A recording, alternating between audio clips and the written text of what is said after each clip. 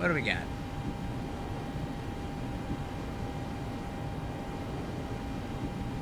Okay, let's go through these legs. Make sure they make sense.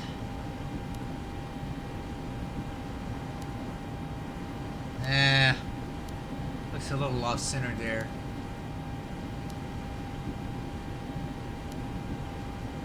Mooch.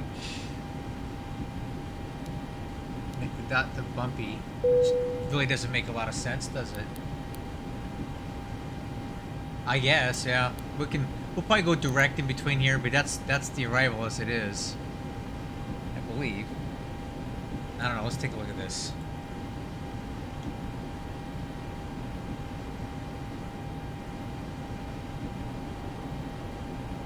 No, is it?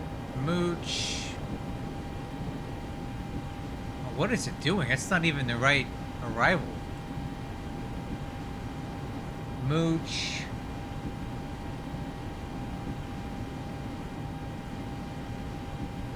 So this bumpy doesn't even need to be in there. So let's take out that and go straight to pen B. That makes more sense. There we go. I'm figuring this thing out. It's a little messed up sometimes here. You just have to stay on top of it. So, M bell.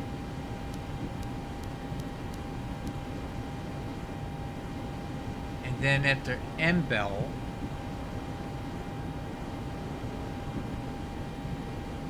okay, so we go up to bleak. Oh, this thing's missing some fixes, man. Oh, big time. Why is it missing so many of these? After bleak, oh yeah, we're missing all kinds of stuff, so.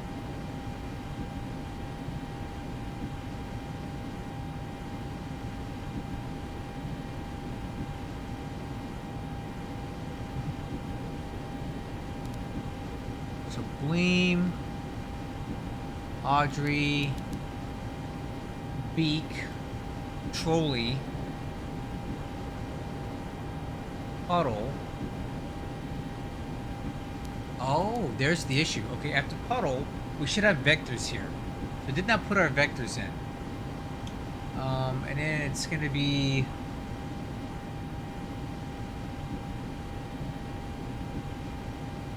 Oh, wow. Now I'm looking at this chart here. We're missing... It seems to really come apart here. This is 17 right. You know why? Did I select the wrong? Yep, I selected the wrong arrival. Let's try this again. Arrival. We want the ILS 17 right. Spires. Let's try that. That looks a little bit better. Okay, there it is. And then if you look at this mess down here, the way it interprets this is not great. So if you go to legs and look at some of these things here, it's putting these intercepts in the wrong spots.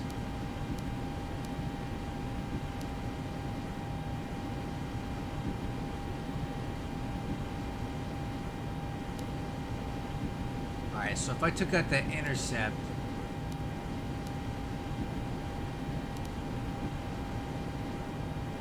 I think that would make it better, right? It's sorta. Okay. That's good enough. Okay, that's fine. So I got the route in there, so let's go to initial reference. 0 fuel weight, 689.5, and that should line up pretty nicely. Hey, Mikey. You know what? You're absolutely right. And Tweedle was the one that really convinced me to look at this a little bit harder. It is good enough for A to B. The FMC, the way it's handling the nav data, there's some issues with it. They need to clean that up, but it's not horrible. Alright, so 0 fuel weight, 689.7. It's okay, it's within 200 pounds. That's cool. Reserves, we'll do 20,000 pounds. Cost index for this flight is 128. Oh, yeah. The cruise altitude is 350.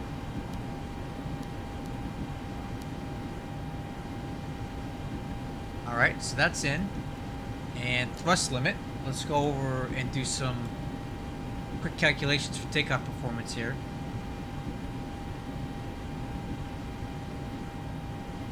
Three six right, we're looking at a flaps 10 takeoff, DTO. So D rate takeoff 1, select temperature 51, 152, 160, 174. Okay, so we're gonna do TO 1, and it's gonna be 51. Assume temperature. Oof, that's a low setting. 91.5. All right. I guess it thinks that's good. So V2 is 152. 152. Rotate at 160. And V2 174. Okay. So we got legs on the left. Take update on the right. So final cockpit preparation checklist. Fuel quantity checked and confirmed. 74.1. That's good. FMC is checked to set. Flight director on. Left and right. Auto throttle is on. MCP airspeed, we're going to set that to 174.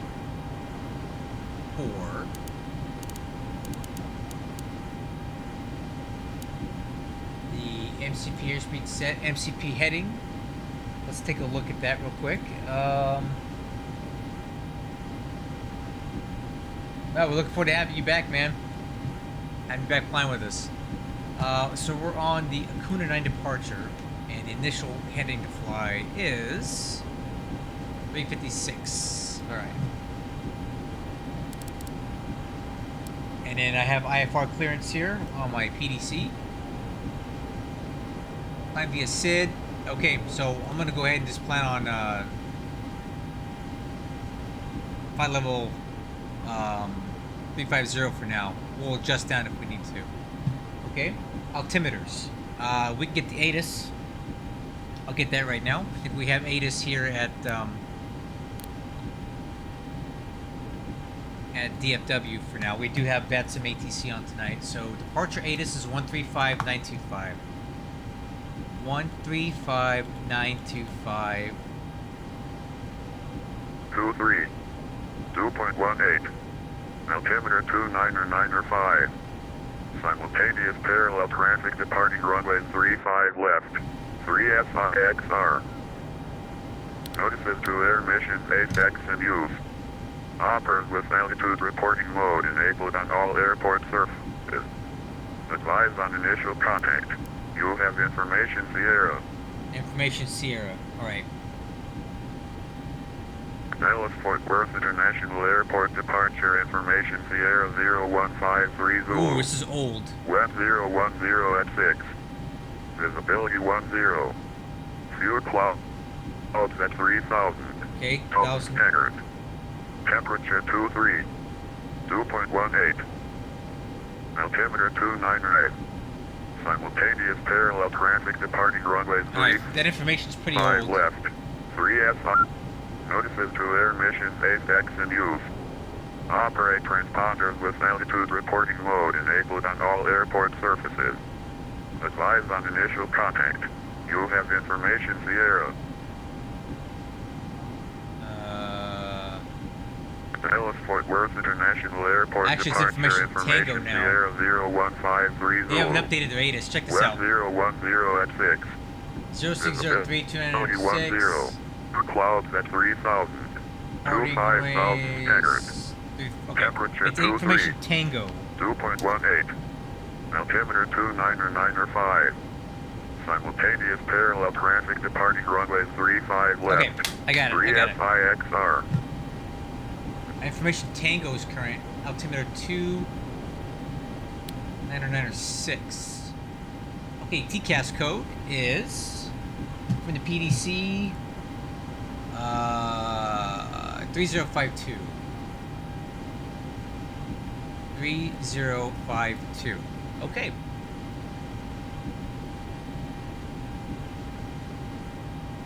let me go ahead and do our taxi takeoff and departure brief. We are currently on the ground at Dallas Fort Worth. We flew in here last night, same parking spot as we started on last night. We have a cost index of 128, fuel on board 74.3. The cargo weight is 267.8. Estimated takeoff weight is 762,000 pounds. We're using a select temperature 51. D-rate takeoff 1 flaps 10. Taxi plan at this point is to most likely we're going to get Charlie all the way down across 3-6 left at Whiskey Romeo. They could have us come all the way around this way at Whiskey Foxtrot, come down Foxtrot, and then enter this way, but most likely it's going to be Charlie. We're on the Akuna RNAV departure, so the instructions here for runway 36 right are as follows. Climb out heading 356 to 1120 feet, then direct to Haskell, then cross Haskell at or above 5,000 feet and at or below 240 knots, then on track 349 across Rin at or above 7,000, then as depicted to Akuna. Alright, so let's make sure these constraints are in the FMC real quick before we go. We got Haskell 240 at or above 5,000, Rin at 250 at or above 7,000. And the rest of this looks good. That looks like our minimum maneuvering speed is below 250, so we don't have to worry about that.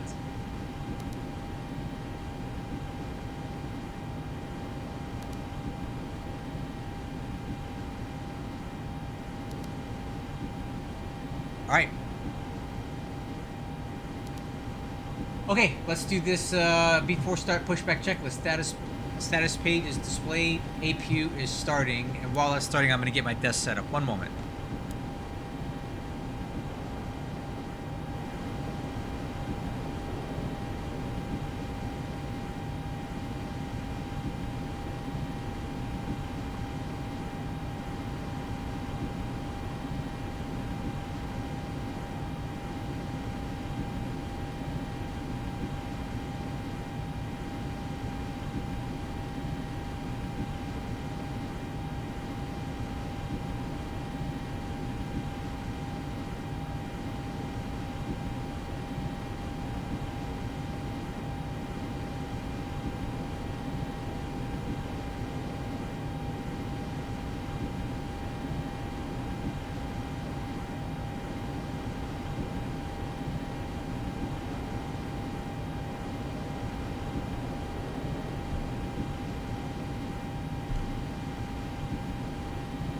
Alright, just about ready.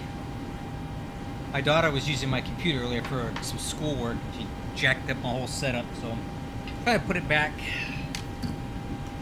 move my pedals, and mess with all my stuff. The kids, right? Okay, doors and windows. Let's get those closed up.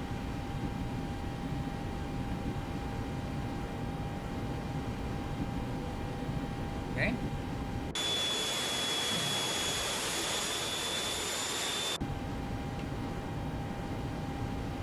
Let me see how the webcam looks here. A little dark in here. Can't like it like that. I like the ambiance. We're gonna leave it.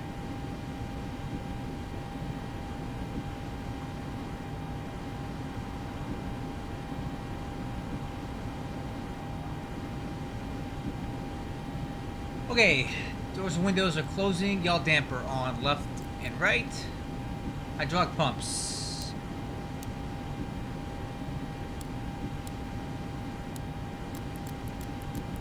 On. APU generator is on. External power is off. Generator control 1, 2, 3, and 4. Fuel pumps.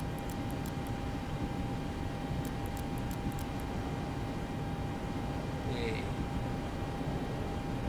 Cargo fire is armed. Parking brake. Set. Wheel chocks and the age. Ground power unit removed. Anti-collision red. Let's see here. Beacons, also known as beacons. Cabin air temperatures are set. Trim air is on, left and right. There is no recirc fan on this aircraft that I can see, unless that's it right here. Yep, that is it. Recirc fan on. Okay, isolation valves, left and right are on. APU bleed is on. Engine bleeds 1, 2, 3, and 4 are on. Engine start is on. Is there engine start left and right? I guess there isn't one. Okay, well, I'm assuming it's on both. Display, we'll set that to engine. Smart cars. Let's make sure we got smart cars set up so we can get some credit for this flight. Let's see, what was that? Right here.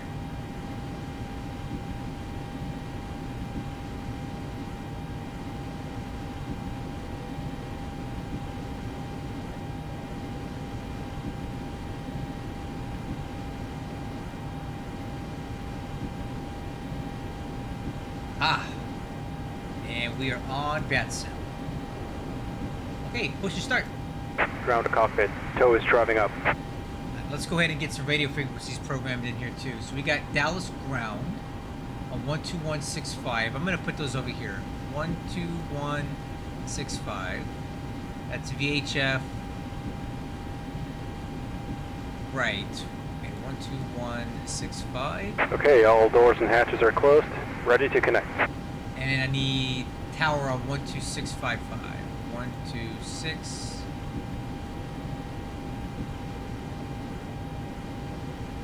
Uh-oh, did I break something? 12655. That's tower. And we'll put that on, it's on VHF right. Okay. Oh wait, nope. And then what else do we have? We have... I don't think we have anything else. Let's see here, that's in radar. Nope. Just 8 is ground and tower, that's fine for now. And we got them on VHF right. Okay, let's plan our pushback. Ground to cockpit. Please show me where you want to go. Yeah, that'll work. Tow connected and bypass pin inserted. Release parking brake. Yeah, American 201, we'll just do like Kilo Alpha Lima Mike. American 1001, that's Kilo Alpha Lima Echo Papa. I think we're ready for engine start. Echo Papa, and that's following the Parking brake released. Starting pushback, and you may start engines. Hi crew, engine start. Starting engine 1. Rotation in 2.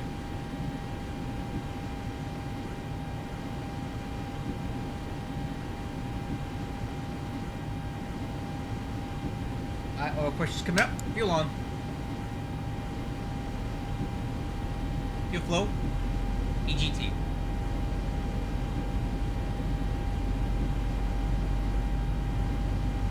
Nice.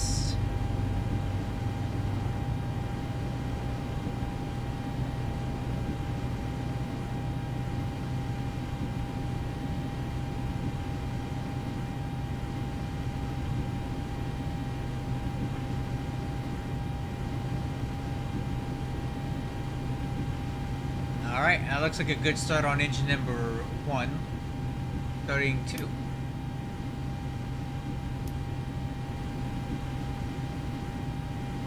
Whoa, whoa, whoa, whoa, whoa! What is that? Oh. That's what happened last night. Interesting.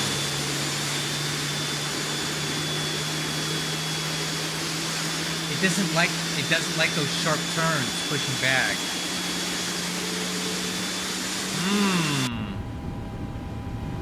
Okay, well that's something to keep in mind. Better pushback does not work very well on this. Okay, starting engine 2. Fuel on. Yeah, so better pushback does not push back very well. American 1001, contact DFW tower 26.55. Good night. Well, how do you fix that? I mean, like, what's the alternative for that? Starting engine 3.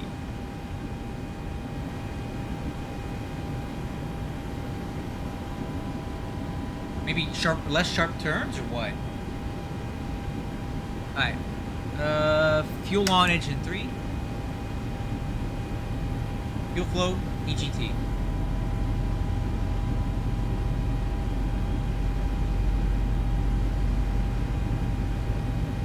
Operation complete. Go ahead and set the parking brake. Well, it technically did get us in our position, so I guess that's something, right? Parking brake set.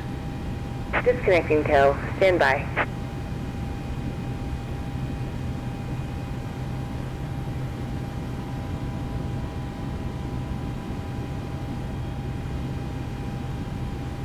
Alright, good start on engine 3. Starting 4.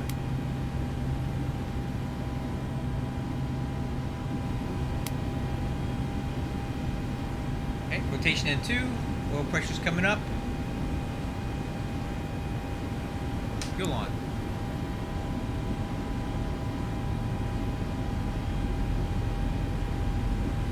The hope and pray it's not too crazy, that's all we can do, right? Okay.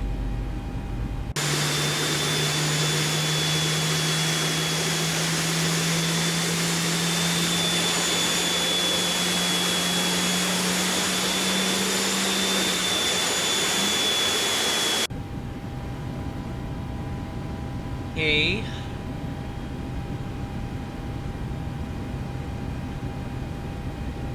Tow is disconnected and bypass pin has been removed. Hand signal on the right. We'll see you next time and have a safe flight. Okay, see you on the right. Hey, good start on engine number 4. At the start checklist, engine wing anti-ice not required. Packs on. APU bleed off. APU off. Alright, ground signal. Good hand signal. Okay, flaps and slats set for takeoff. Flaps 10. Nap trim.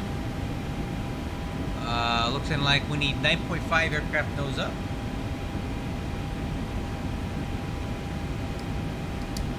Set. Takeoff data V1 152. Rotate 160. V2 174. Takeoff thrust setting 91.4 N1.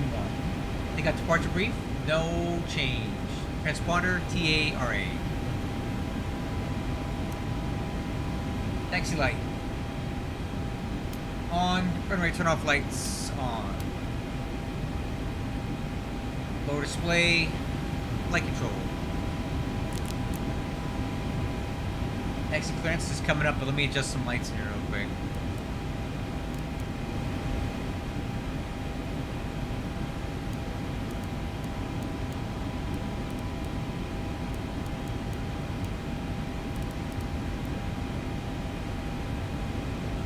This guy's got his map light on a little bit. I think I got my map light on a little bit. Alright, guys. I think we're ready. Are we on ground? 121.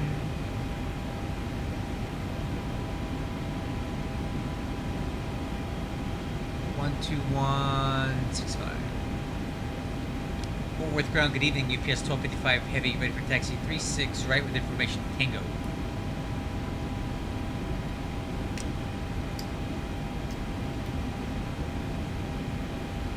That work?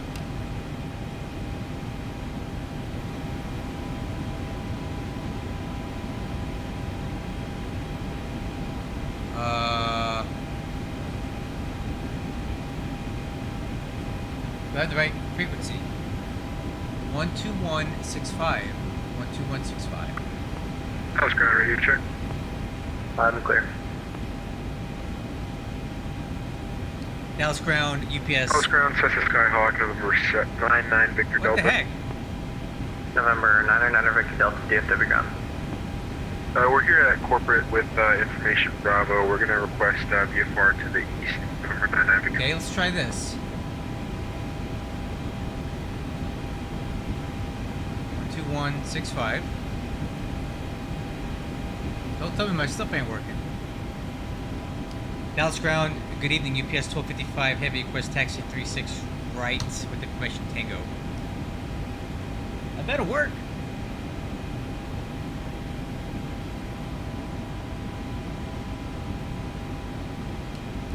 is transmitting.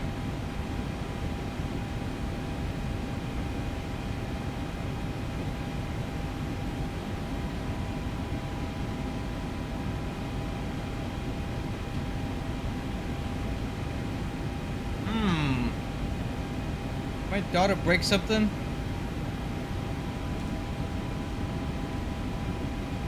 Hold on, let me check something here.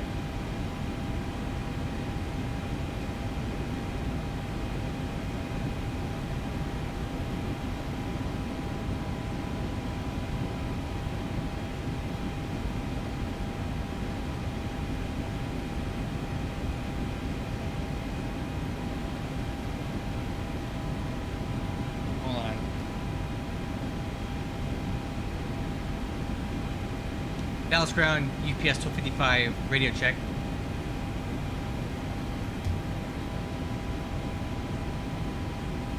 What the heck, man?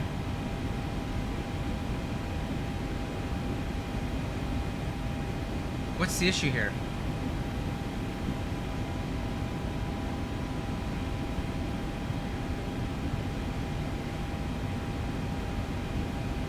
One, 2, 1, 6, 5. Golf Bravo, Foxtrot, Whiskey Bravo, 36 right for American 3090. Now Whiskey Papa. Whiskey Papa. Let's try this again.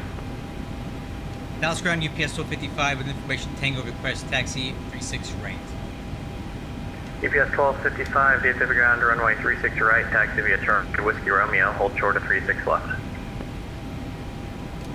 Okay, 36 right via Charlie Whiskey Romeo, hold short 36 left, UPS 1255 heavy.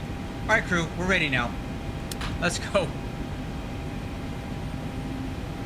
Dallas ground, over 909, Richard Delta's ready taxi.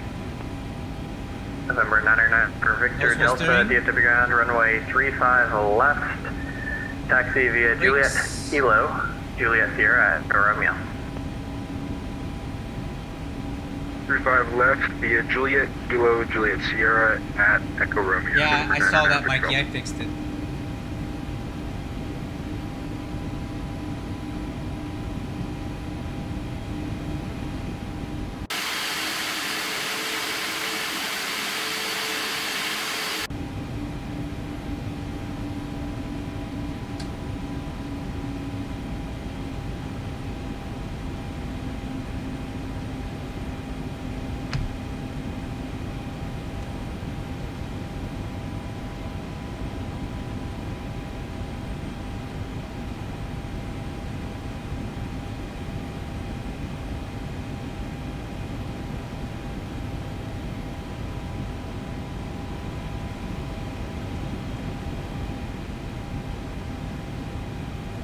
Okay, a little tight turn here.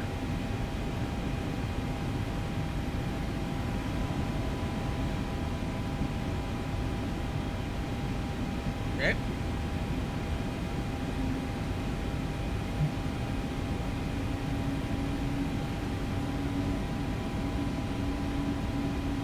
Dallas ground, Cessna Skyhawk, November 909, Victor Delta. Anyway, we can make an intersection departure off me.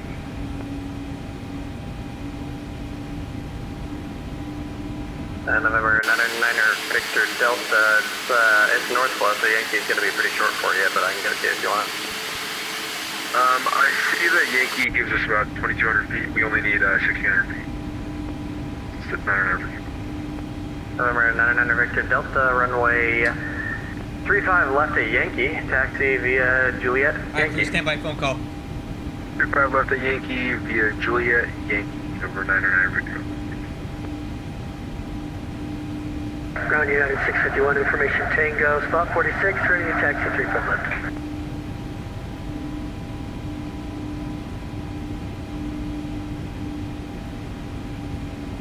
United 651, I have you 36 right for departure, stand by if you want 35 left.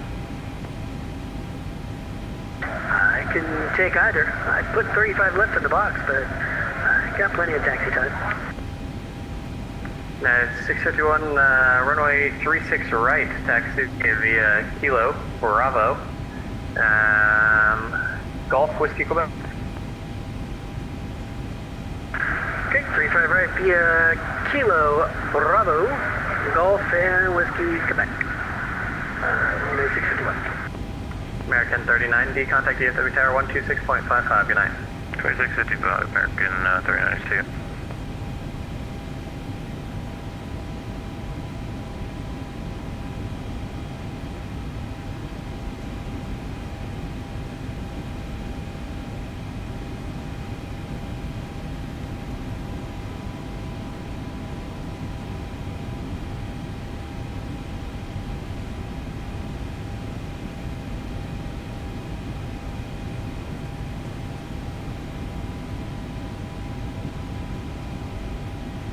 November 9 Victor Delta, contact DFW Tower 126.55, good night. 126.55, see you.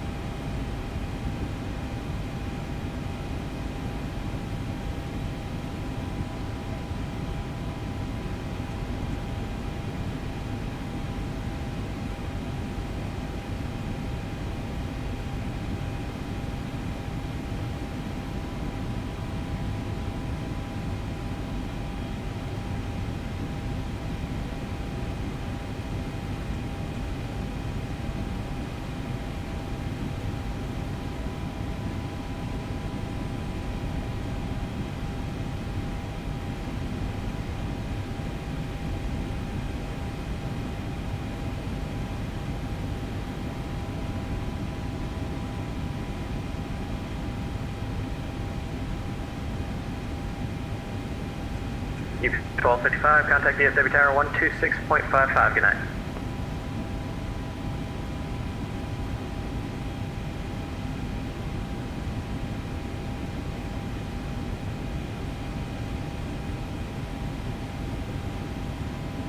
UPS 1255, DFW Tower 12655, good night.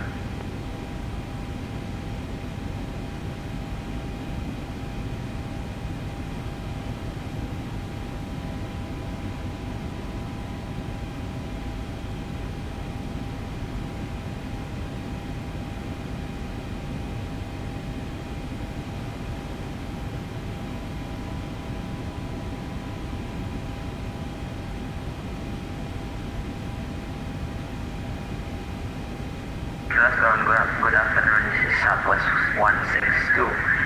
We have information Tango Altimeter 2906 at gate Delta 20. We are Boeing 737 800 MAX and requesting for IFR clearance to George Bush International. Southwest 162, DFW ground, I don't have a flight plan for you. Sorry, crew, I was on the phone. Baby mama drama stuff.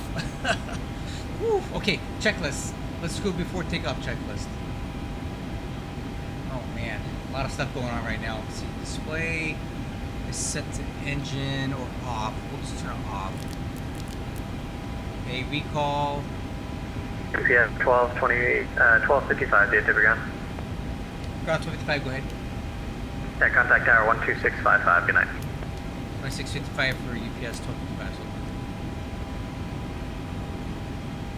This is Southwest 162. We have submitted our photo.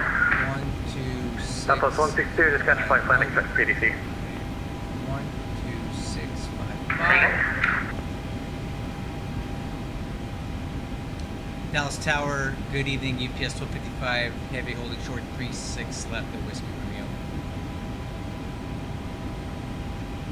UPS 1255, heavy DFW Tower, cross runway 36 left at Whiskey Romeo, wind 020 at 6, RNAV to Haskell, runway 36 right, clear for takeoff.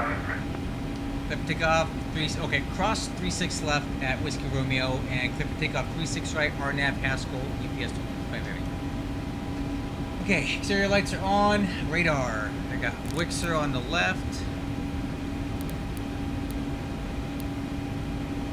And we'll put terrain on the right.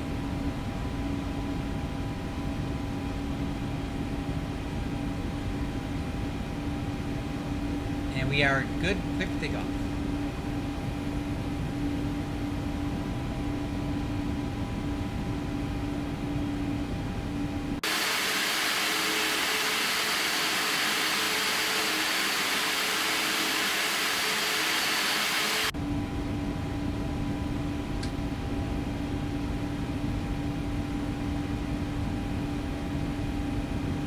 Okay, let's go LNAV and VNAV armed. Everything else is looking good here, guys. I think we're ready.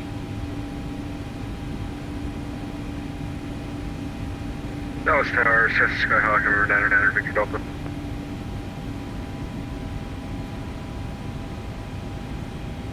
Okay, clear on the right. November on the 99, Victor left. Delta, DFW, 10 go ahead.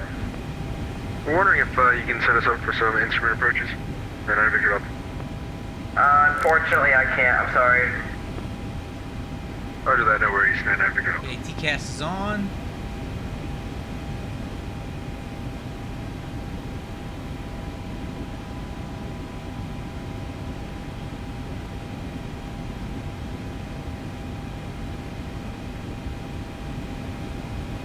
Alright. Runway heading is 356. Alright, crew. Take off.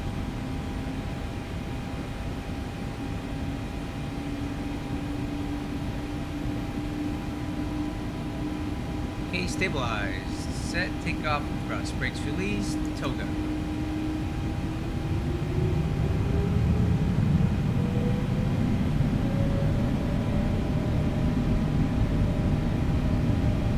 Thrust set.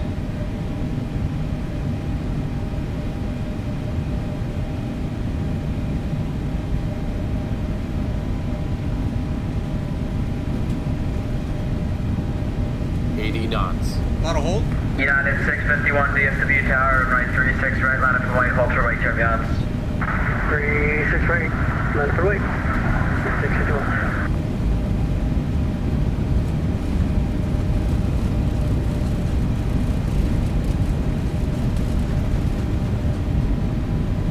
Come on, baby. Let's go. V1? V1. Rotate.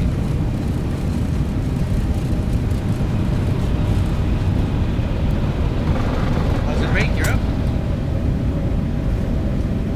V2.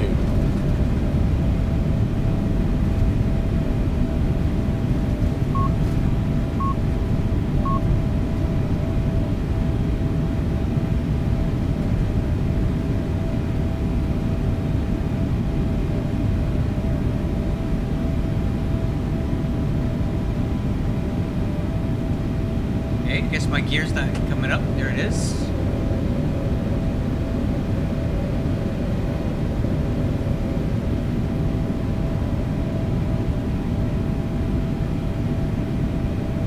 EDS 1255, the departure is closed, frequency change to advisory is approved. See you later. Okay, over to advisory, UPS 55 heavy, so on. Alright, crew, let's pitch down.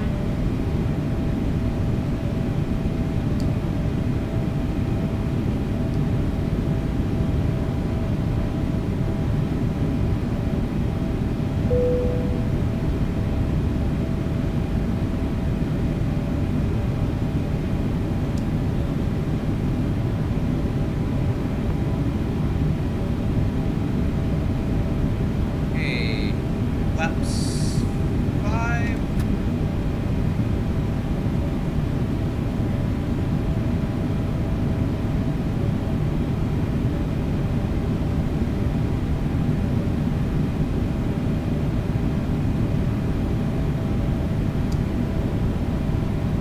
United 651, RNAV to Haskell, runway 36 right, clear for takeoff. 2500. Runway to Haskell, 36 right, clear for takeoff, United 651. American 514 with you on the RLF 35 center approach. American 514, D3 Tower 1020 at 635 center, clear to land. Clear to land 35 center. 514 hit me. Hey, pitching for 240. Thanks, Danny Ray. Appreciate it. New airplane. I don't know if you've seen this one yet. I got it last night. It's a 747-800.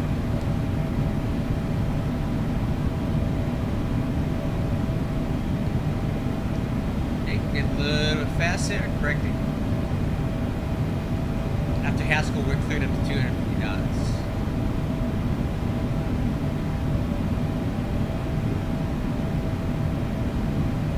Alright, there's 250. Pitching down.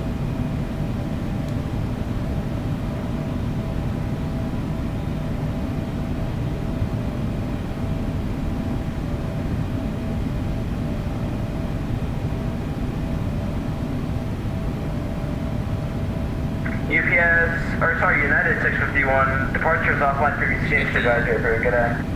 We'll go to advisory, we'll see you next time, 651, thank you, services.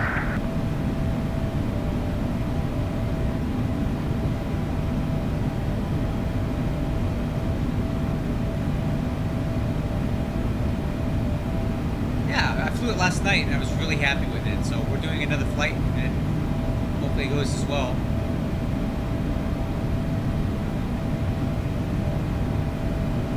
Getting a little bit fast, I'm correcting.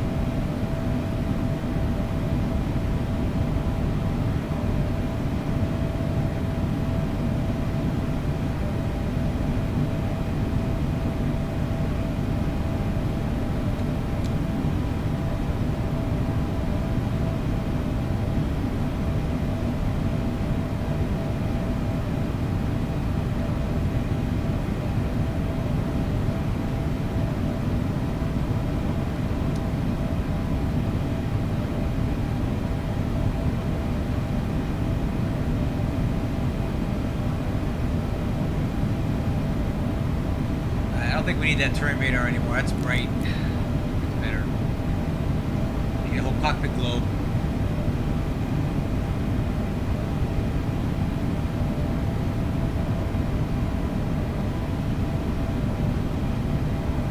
Alright, we'll fly it up to 10,000 feet and then I'll let the autopilot take over. So far so good. I like the way this thing flies. It feels nice in the hand.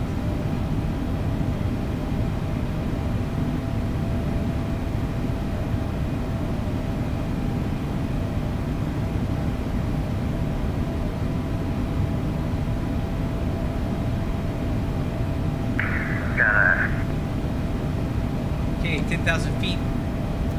Man left. All pilot on. Tower is Southwest 162, requesting one pushback. And start off at gate Delta 20. Alright, after takeoff checklist. Landing gear up, lights out. Or actually, correction. Landing gear up, no indication. Flaps and slats are up. Recall. Nothing. Your lights.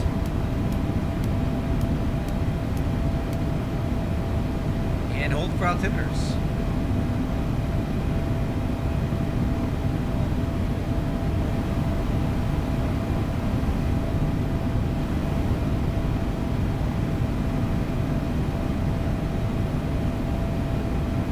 Oh, it's a lot bigger. Here, look.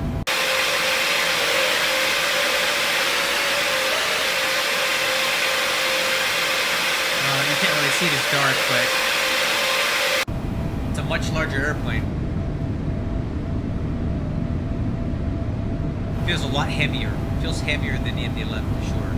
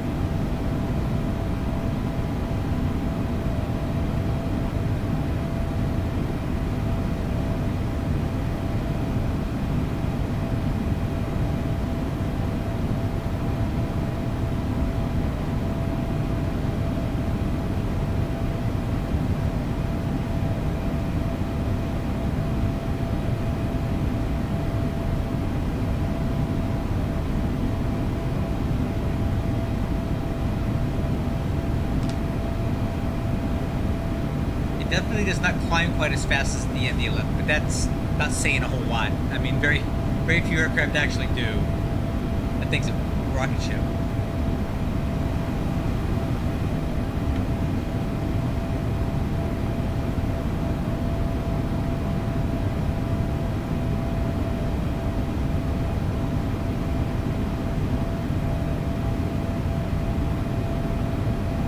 Hey, climbing through 14,000.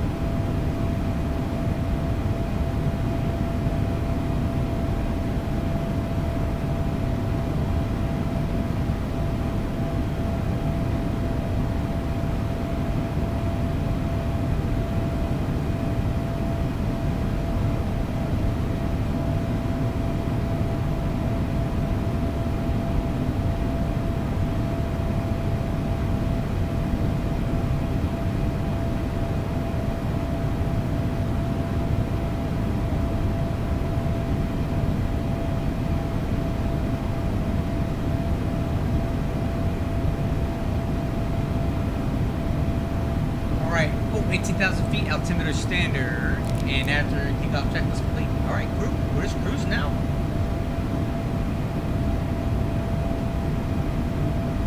Dang, we burned that much fuel already? Holy moly.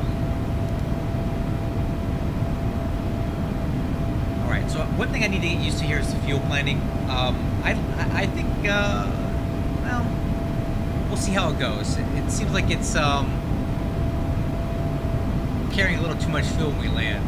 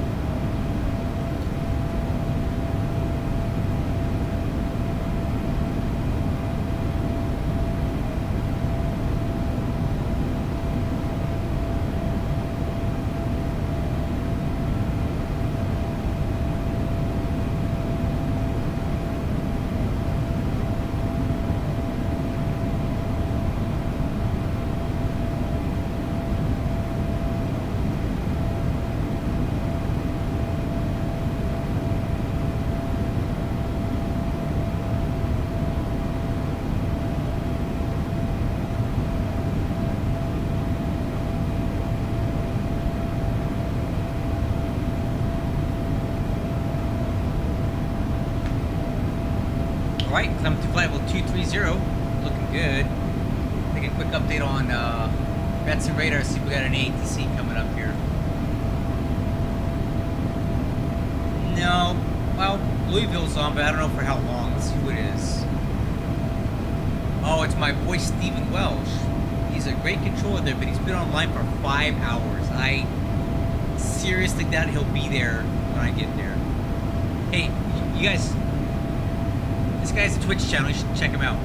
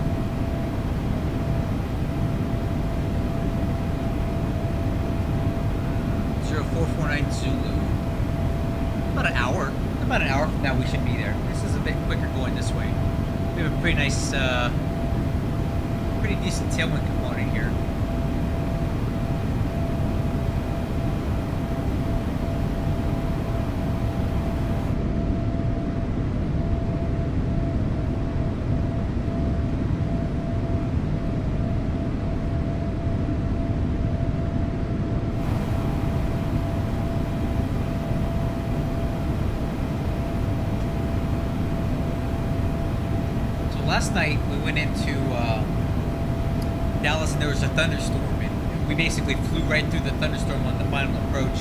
It was pretty gnarly, but it was pretty fun at the same time. I think I did okay. You guys should check that one out. It's the live stream I did last night. Just fast forward to the last 20 minutes, and the approach was pretty fun. And I didn't crash it into the runway too hard. My landing rate thing said it was a hard landing, but Smart Car said it was a lot better than that. So I tend to believe Smart Cars a little more, because that's what gets reported to the boss. And according to that, it wasn't a bad landing.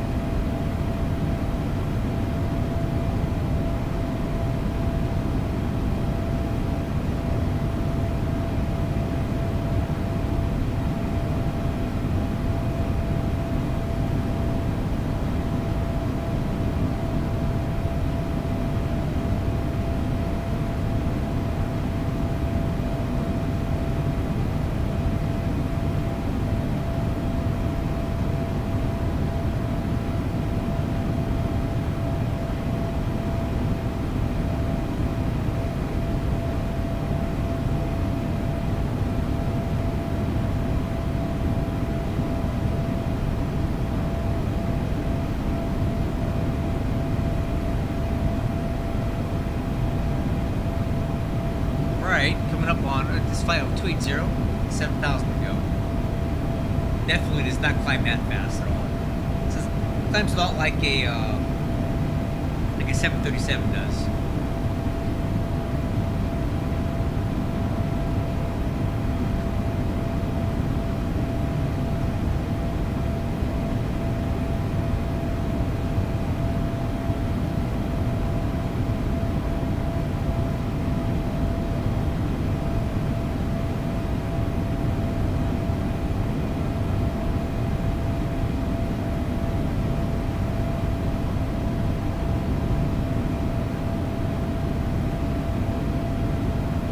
Nice tailwind push tonight. Once we make this turn at MLC, we're going to pick up a lot more of that tailwind component here, and we'll probably be doing 570 knots over the ground.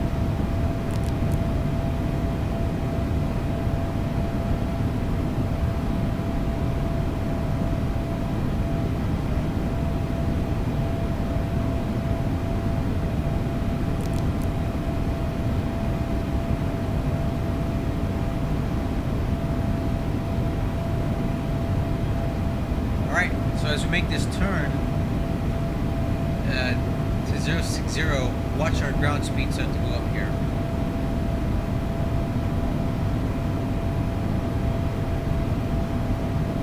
It's because we're taking on more of this tailwind component. Our Mach number drops, and then we have to increase speed, make up for it, and then we get more ground speed out of that. How's it go?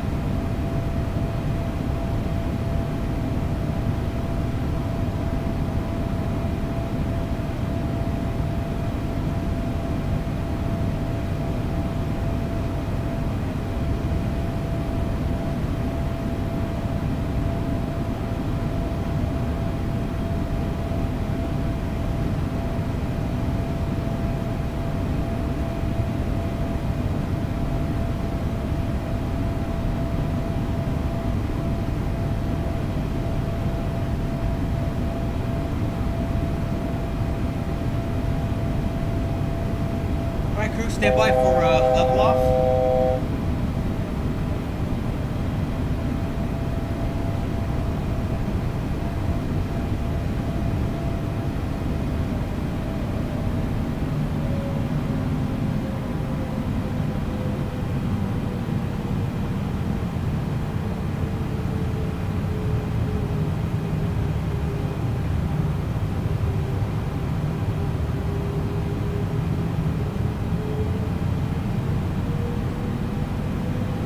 This auto throttle is definitely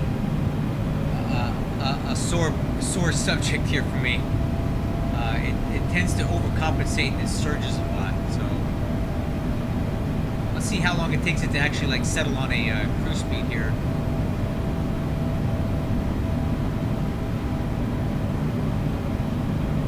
It's trying. It's thinking about it.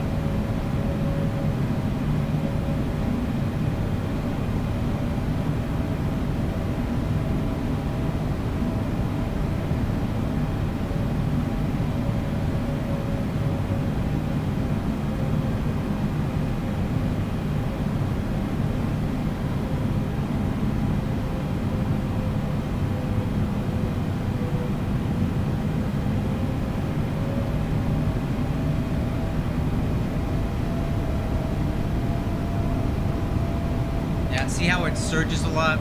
It takes a long time to settle down and dial in on the speed. It's like it goes up and down until it finds the perfect setting.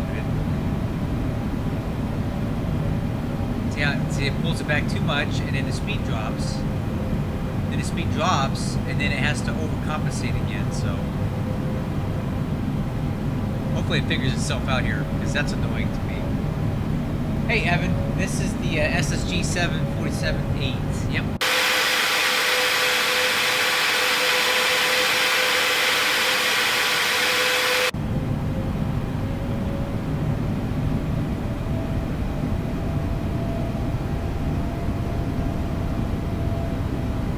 Yeah, it's really struggling here with cruise speed capturing.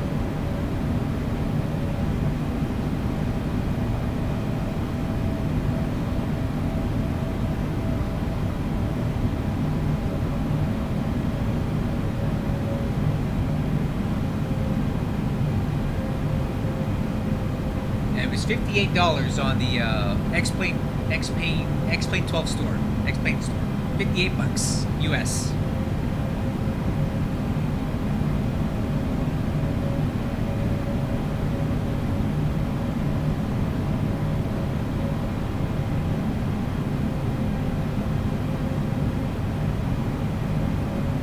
This is really annoying me. I'm not gonna lie, this is really annoying me, this auto throttle situation here.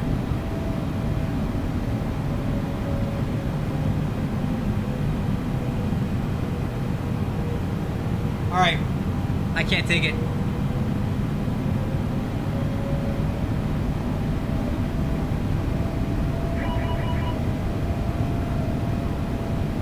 I'm taking over the auto throttles, I can't take it anymore. Surging is driving me insane.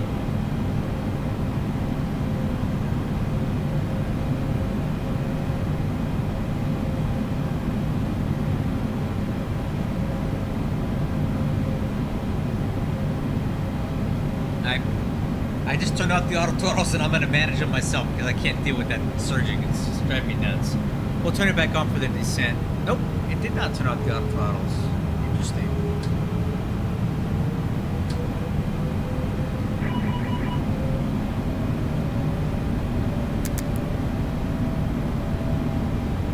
So do I have control or not?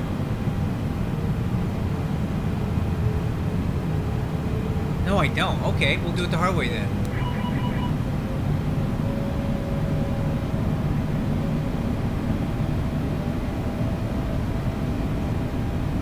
Okay, so we lost quite a bit of airspeed there.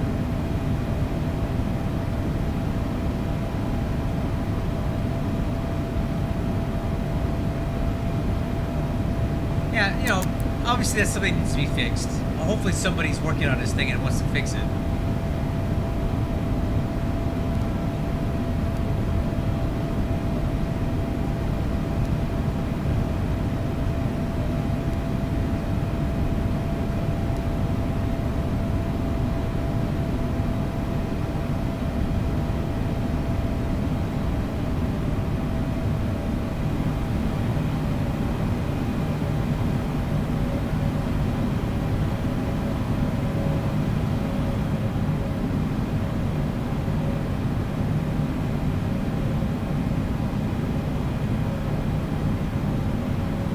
Alright, well, there we go.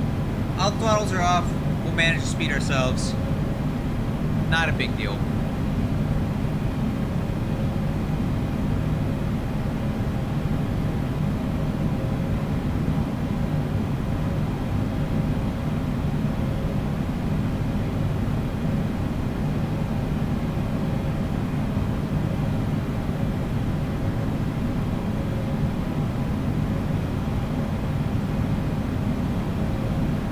Had the same problem last night too. It just could not capture a cruise speed, so I turned off the auto throttles and just flew it.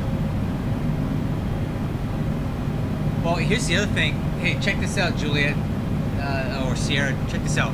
This is another issue that I found last. Oh, what do we got here? Southwest Airlines 737 cruising a few thousand feet above us.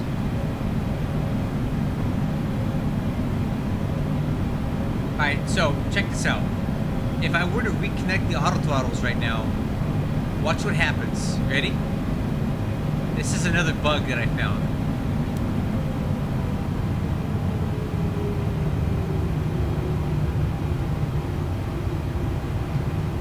Watch what happens. It's gonna run them up to the cruise limit and hold it there. And it won't bring it back down again. Watch. Now I get why it did, because we're slow right now. So what? Our cruise speed is 0.53 Mach, right?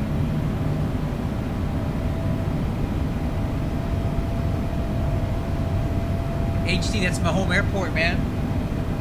I live in Southern California, and I live near Ontario, California.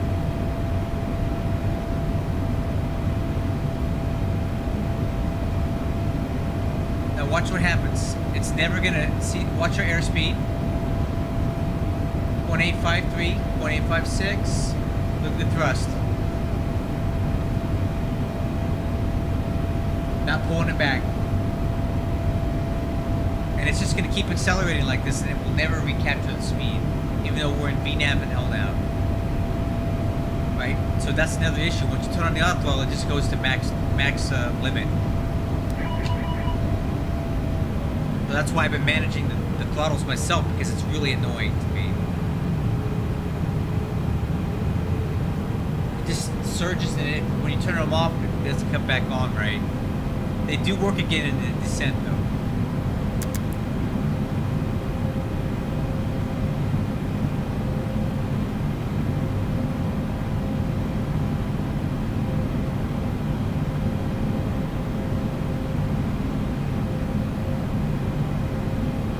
No, it's not a failure. It's bad coding and design.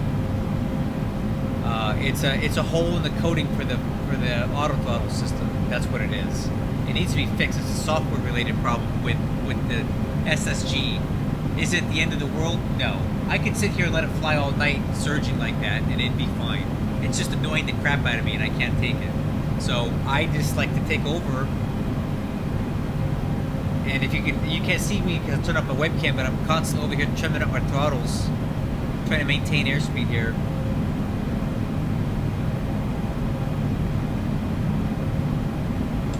Because I can't stand the surging, but it's not an end of the world.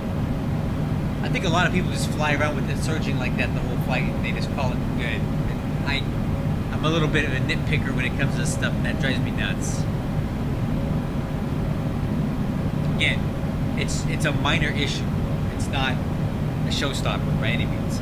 And honestly, it is a little fun flying with the auto throttle off sometimes because you get to be a little more involved with the aircraft.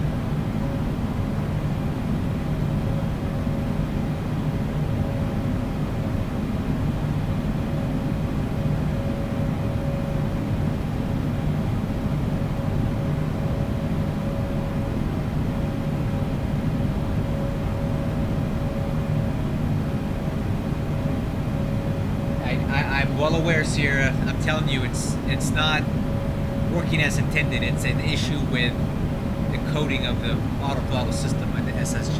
That's what it is. It's something that needs to be fixed, but I don't know if anybody's actually working on this thing or fixing it or even cares. So I'll just have to deal with it for the time being. Not the end of the world. Just annoying.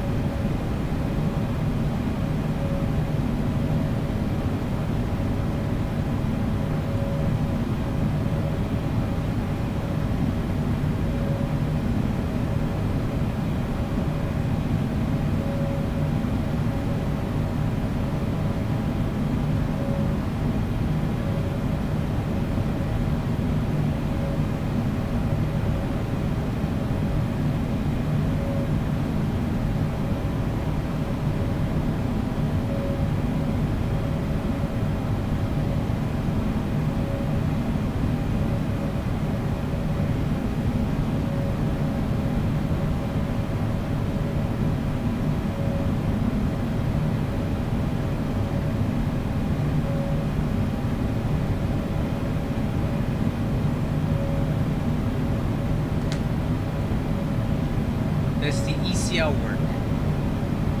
Refresh my memory. What is that? ECL.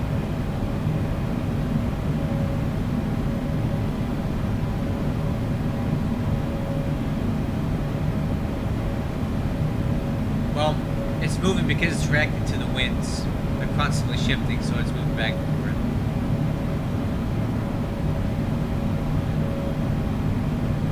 Although, I mean, look at my manual throttle control, 853. I think I'm doing pretty good here. Well, this is an X-plane thing. It's about three patches ago. They introduced this constantly varying cruise wind, and certain aircraft react poorly to this more than others. The MD-11 doesn't really react to it that much.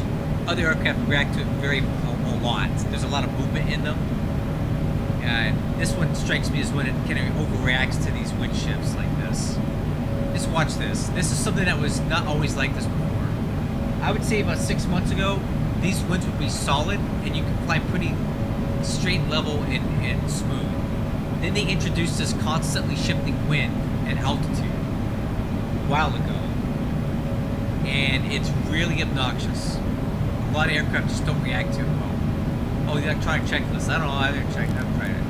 Oh, yeah. Oh, that's the cursor. Yeah. Yeah, it does work somewhat.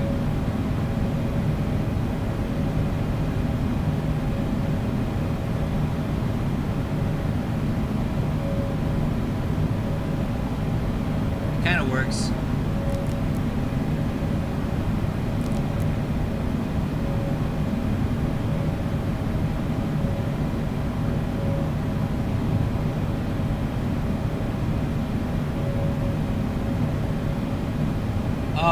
Evan, the Zibo 737-800 is really high fidelity. That's the freeware. The level up 737s are pretty good too. I'd say medium to high fidelity. Rotate MD11 is high fidelity. The Flight Factor 7.5 and 7.6 are medium to high.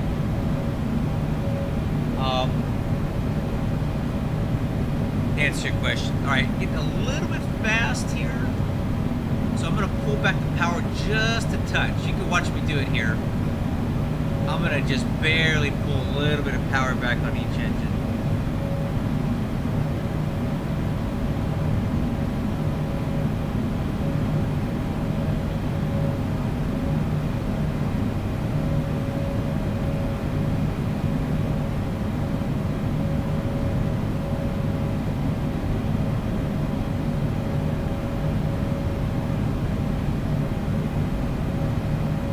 Part of the reason our Mach number is going up is some of our tailwind is coming off. So getting a little fast, and then tailwind was at the 70s, now it's in the 60s. So we'll pull the power back just a little bit more.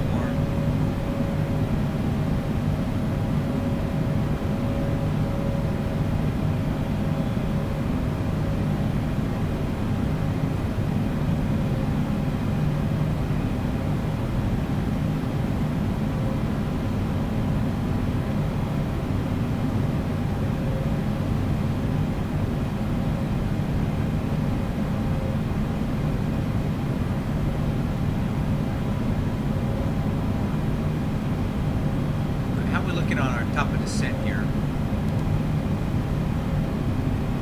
153 nautical miles, 0433 Zulu. 0433. About 20 minutes we'll start talking about descent planning.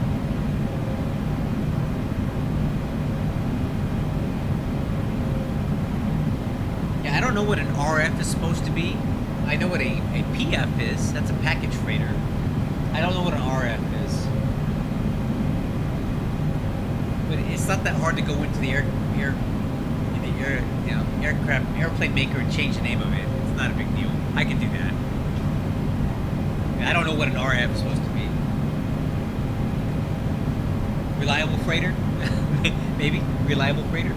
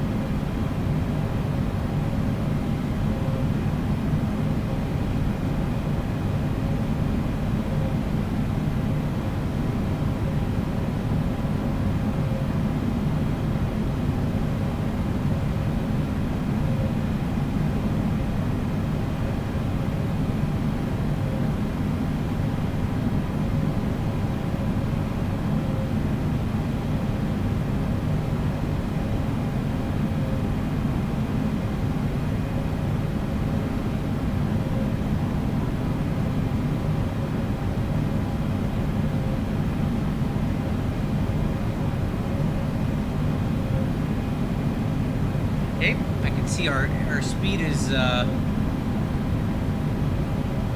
trending down a little bit there, so we'll add a little bit of thrust back in, just a little bit.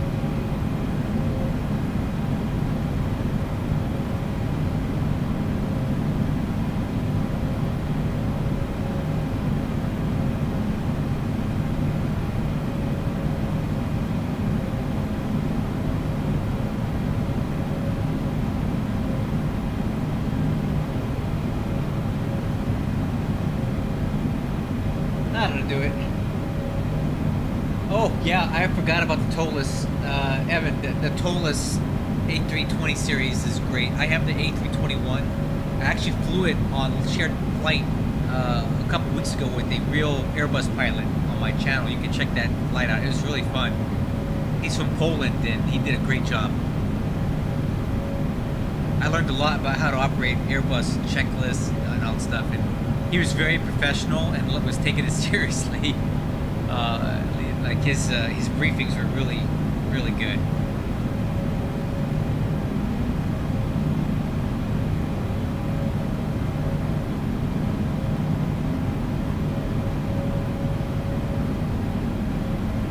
Well, I don't know what needs to be fixed, honestly. I did do some changes to the engine start speed, spool speeds a little bit,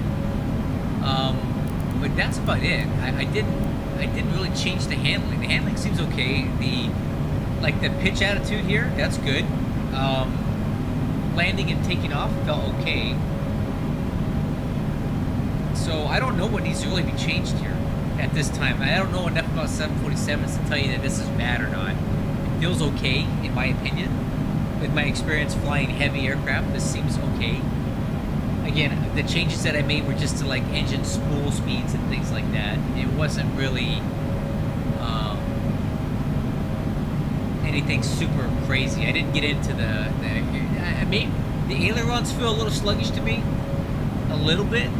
Maybe I could bump those up just a touch, but not much. It's not bad. Not a horrible flying plane. It really isn't.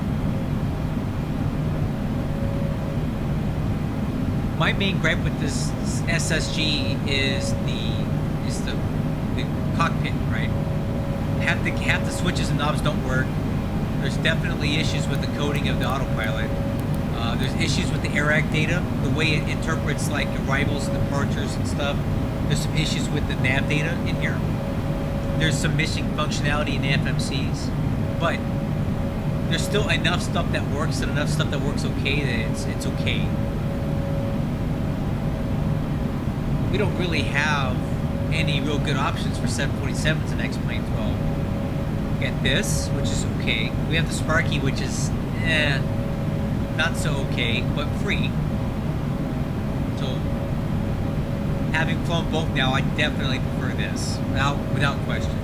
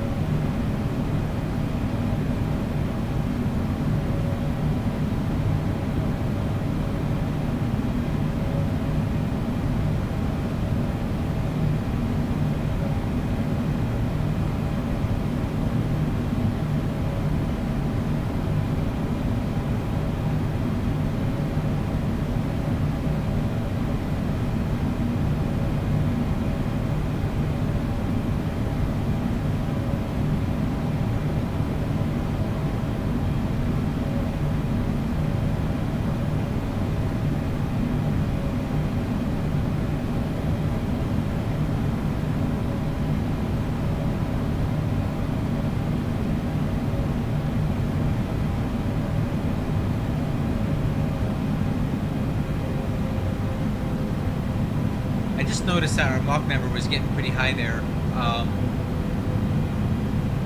Probably has something to do with the tailwind coming off.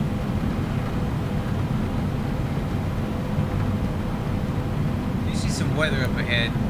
I think we're okay to power through that.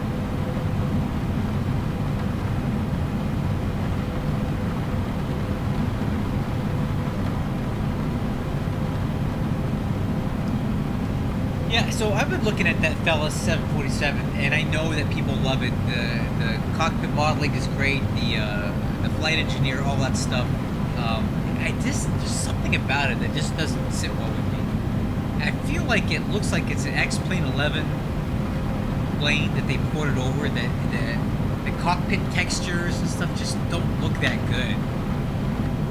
But you know, if you're into the systems and the handling and all that, I'm sure it's fine. But that's definitely not an aircraft that I'm interested in flying. For one, with my VA, it's not an option, so I'd be flying it for free, essentially. You know what I'm saying?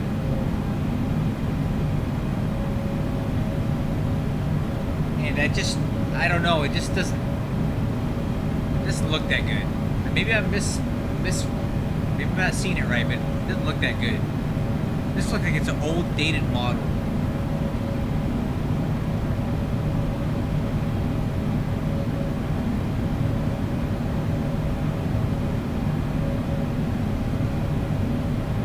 Yeah, you gotta have the SIBA, man. If you're gonna fly a 747 Classic, it's gotta have a SIBA in it, dude.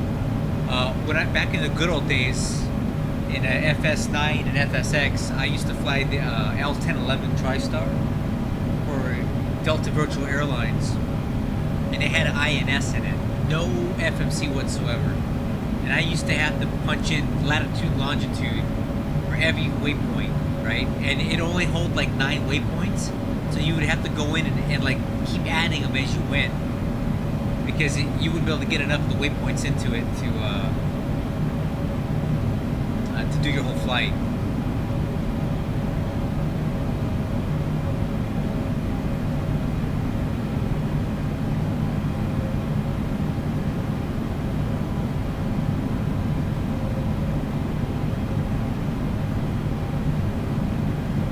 Yeah, they're more dated, I guess, but the 767 with the refresh looks a lot better now. At least in the cockpit, it looks a bit more modern than it did before. The 757 still looks like crap.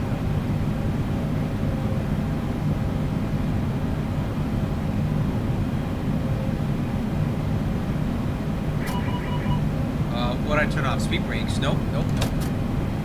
Wrong button.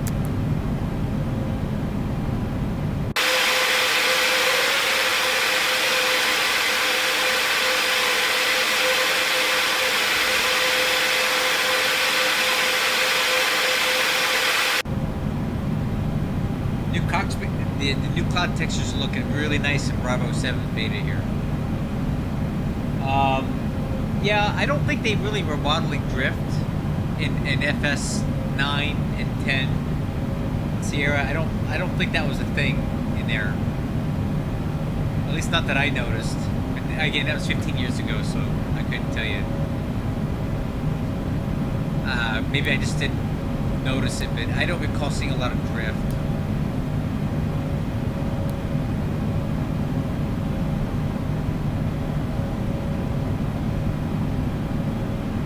Hey, Evan, before you buy anything, you gotta look at this, okay?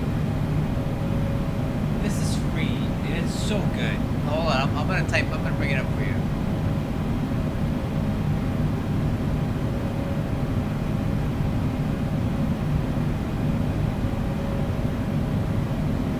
This is what you need, man. The Level Up 737 NG series. You get the 6, 7, 8, 9. It's based off the Zibo mod, so the cockpit architecture is very similar to the Zibo. It's got a different flight model, and you have all the models, and it has the absolute, hands down, very best sound pack of any plane that I've ever flown ever, and it's free.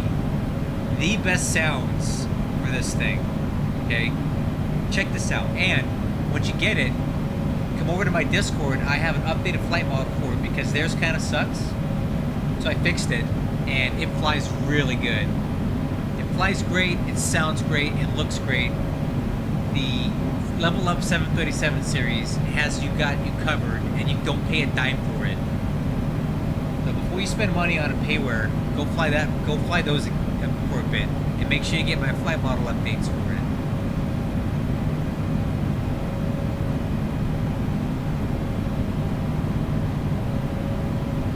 If I was gonna spend money though, Evan, if I was gonna spend money on a payware right now, this is what I would get if I were you. If I was gonna spend the money, this is what I would spend the money on. This thing right here. The MD-11 is just so cool, and this plane is so much fun to fly, and it's so iconic, and it's so unique because there's just nothing like this thing anywhere. Okay, so if you want to spend money on a dang payware, start with this. That's my recommendation to you.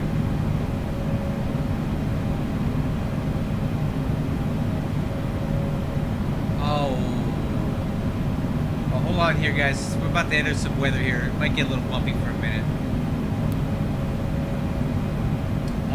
Well, let's see. I stopped doing like commercial flight sim stuff around 2012, and I kind of switched over into combat flight sims. I was doing a lot of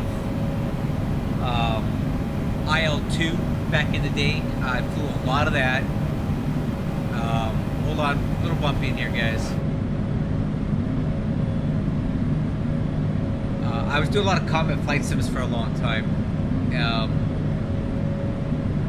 up until about 2015, and then I had kids, and then flight simming just became not an option, especially combat flight sims. Because hold on, let me turn on the storm lights here. Combat flight sims were no longer an option because I had little kids, and I couldn't be sitting in my seat flying for 2 or 3 hours because I couldn't leave them alone, right? And you can't just put on autopilot and walk away from a BF-109, right? It's hands-on the whole time. So I realized that flight simming for me wasn't really something that I could sustain for a while. So I just kind of stopped flight simming for a long time because my kids just kind of made it. Oh, don't tell me I can't turn this off. No, I don't want these on the whole time. Right. Combat flight simming just got too hard to do with kids. So I found other games that I can play where I can take a break from them, like real-time strategy games, that kind of stuff. First-person shooters in the evenings, because those rounds don't last as long. I got into that stuff longer because I could step away from it easier. And during that time, the whole flight sim scene completely changed on me, right? Microsoft Flight Sim 2020, X-Plane, all that stuff was developing while I was kind of out of the flight sim market, and I wasn't keeping up with it at all. And I just kind of said, maybe it's no longer for me. I don't want to do this anymore. And last year, about 2024. Around May, I finally got the itch to get back into it.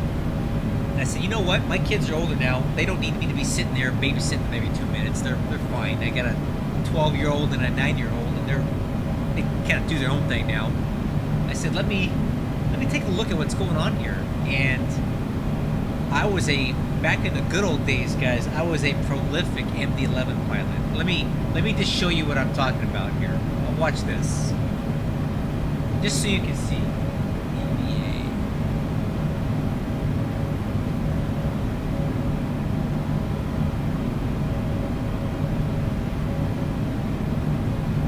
Show you something. I was a prolific MD-11 pilot. Let me see. Where's my new logbooks?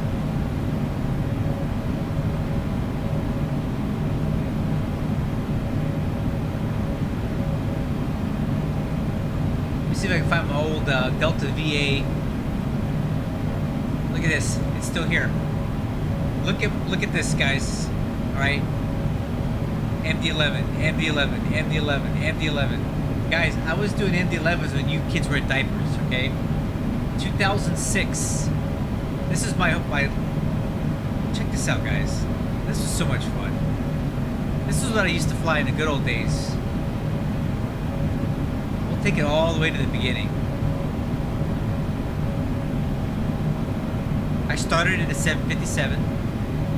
Okay, I flew the 777-200ER. This is 2005, guys. 2005. 757. I have a little one flight in the DC-8. 757. L-1011. Oh God, guys, I flew the crap out of this plane. L-1011 TriStar. I flew it all over the world.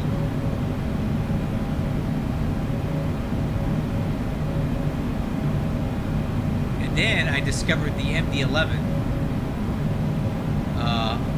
around 2006, February 2006. I started flying MD-11s, and that became my love affair of flight simming. And I basically only flew the MD-11 for the rest of my time. I did get the 767. This was the level D, 2006. You guys don't even know what that is. You weren't even born yet. MD-11s. Look at this, guys. I flew all over the world in MD-11s.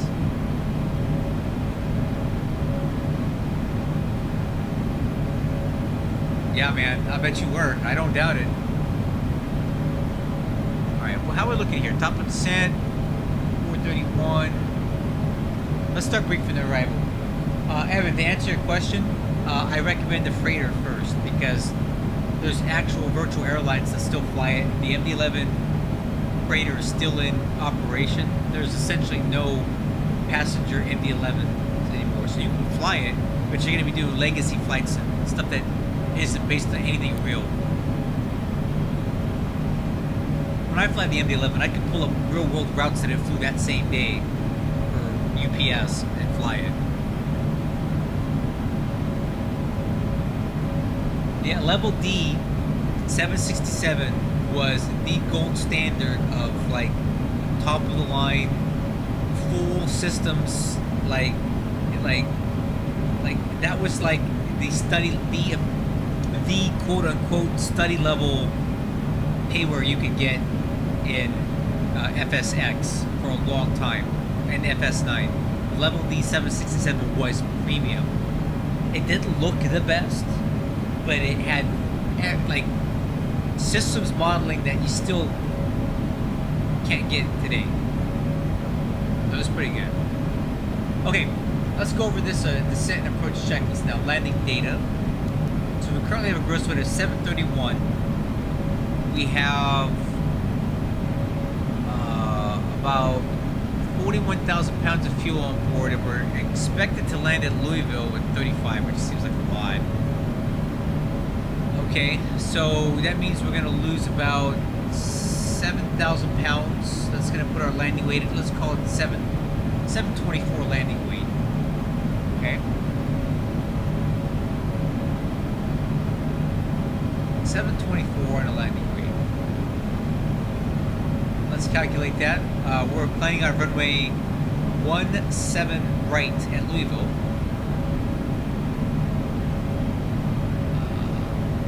No, that's not correct. Hold on. 17 right. There we go. Calculate. It's recommending auto brakes max. I don't think I'm going to use that. We'll use auto brakes 2. The approach speed is 162. That means our VRES is 157. Plenty of stopping distance. Auto brakes 2. We'll do auto brakes 2. Flaps 30. 157.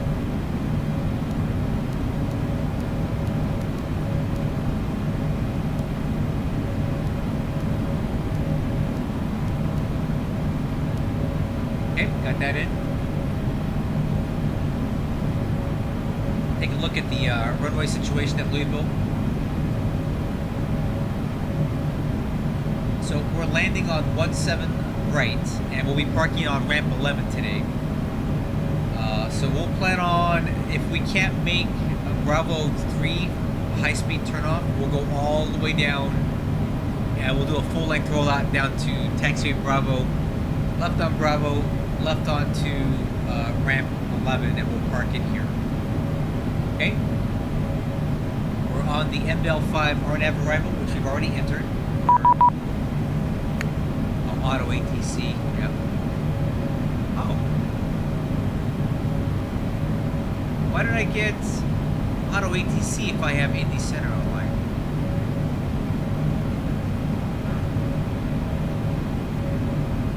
We should be talking to him soon, right? Get that ready. Anyway, we're on the MBL5 RNAV arrival. We do have some crossing restrictions at Gin, MBL, and all these little spots all the way over to Beak. And then when we get to Puddle,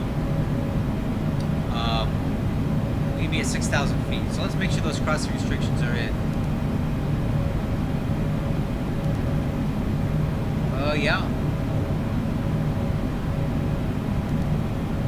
No, actually they're not. So we need to be at 6,000 feet at Puddle, right? So let's put that constraint in there.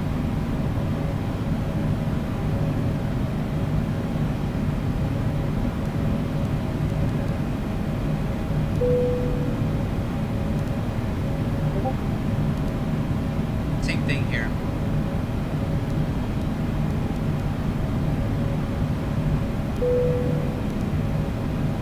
Alright, cool. And then we'll get vectors after Puddle.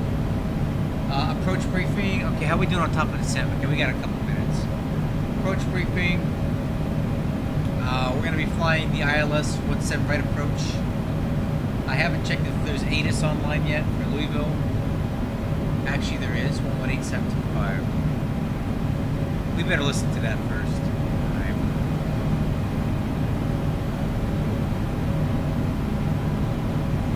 For OPRMs BT. Departures in use. Notices to air mission UPS ramp control closed. Runway 1129 are closed. Advise on initial contact. You have information hotel. Hotel. Let's listen to it again. Louisville International Airport ATIS information hotel 0356 Zulu. Okay, 30 minutes ago. 0 at 4. Visibility 10. 30,000 standard. Temperature 25. 2.18. Altimeter 3003. Visual approach runway 17 left and 17. Simultaneous approach is in use. NFC Sensi runway 17 right arrivals available only for OPRMC. Small departures in use. Notices to air mission UPS ramp control closed. Runway 1129 are closed. Advise on initial contact. You have information hotel. Okay, 1, 8,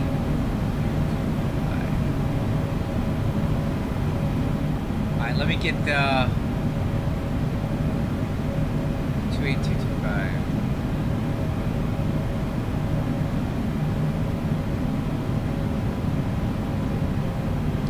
Center, good evening, UPS 1255 heavyweight, you flight level 350 inbound Louisville.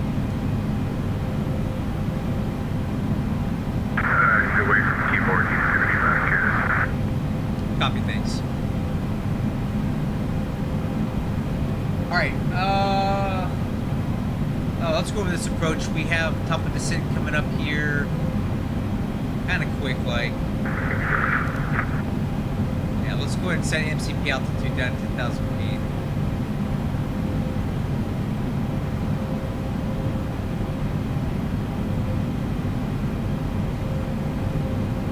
Alright, let's break the survival real quick on this approach. Alright, so they said the visual approach for 17 right, but just in case, I want to get the ILS approach dialed in. We can fly visual backed up by the ILS, so I'm only really worried about crossing the final approach fix Churchill at about 2,500 feet. and we'll pick up our 3-degree glide slope there. Decision altitude is 685 Barrow for ILS. MSA is 3600 from the Louisville VOR, and a missed approach is going to be climbing right turn to 1600 feet, then 4000 feet on heading 275 outbound Louisville radial VOR, radial 279 at Dayman intersection of Holt. We'll probably just get vectors to come back around again. We'll go ahead and put that. All right, power's coming back.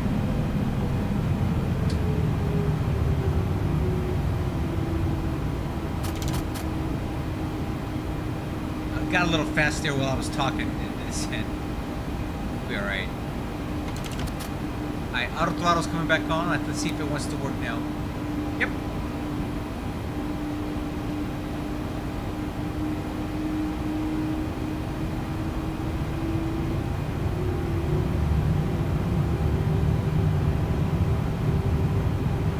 Auto throttle's back on. Appears to be functioning in the descent. Decision height, decision altitude rather, is going to be 003 Barrow.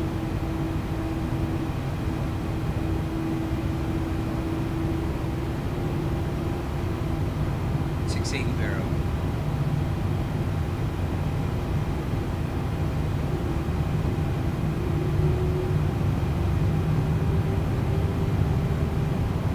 And descender is back. Descender, good evening. UPS 1255 Heavy with you descending through flight level 300 on the MBL 5 arrival. UPS 1255 and descender, ident.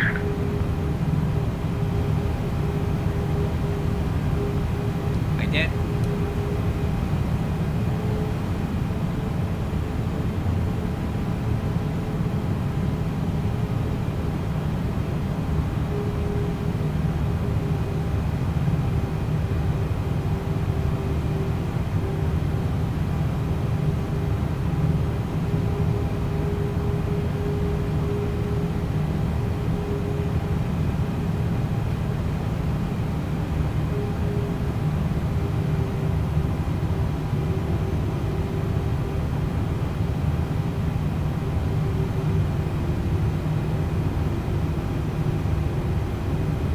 UPS 1255, is your button not working? I pressed it. Not sure if it's working or not, sir. Yeah, I guess it's not. UPS 1255, squawk standby. Hey, squawk standby.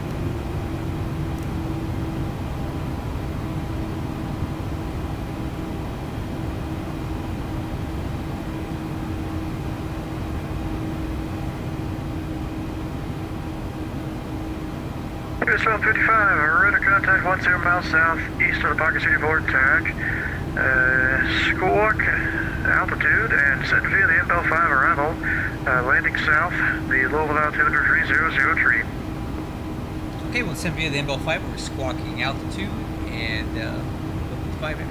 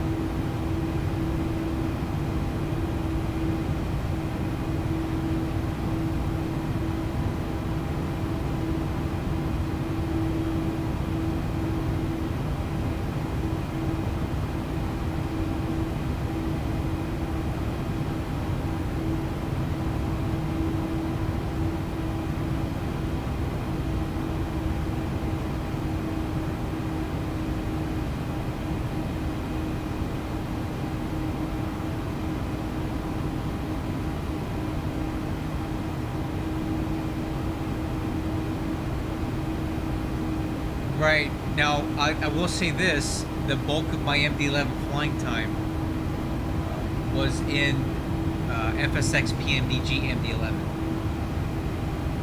So I did get a lot of time in that.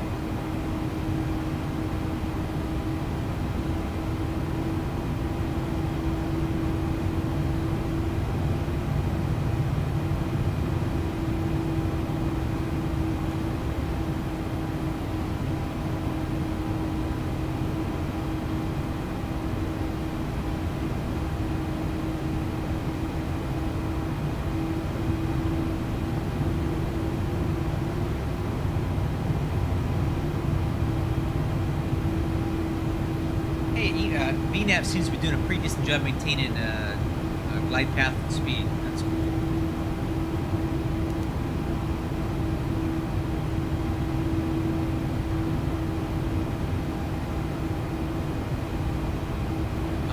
Good. The PMDG systems modeling was every bit as good as what we have now. Well, it was a digital download even then, I believe, dude. I didn't have a disc even for that. But I could not stomach FSX in 2025. If I were to load that up now, I would just barf.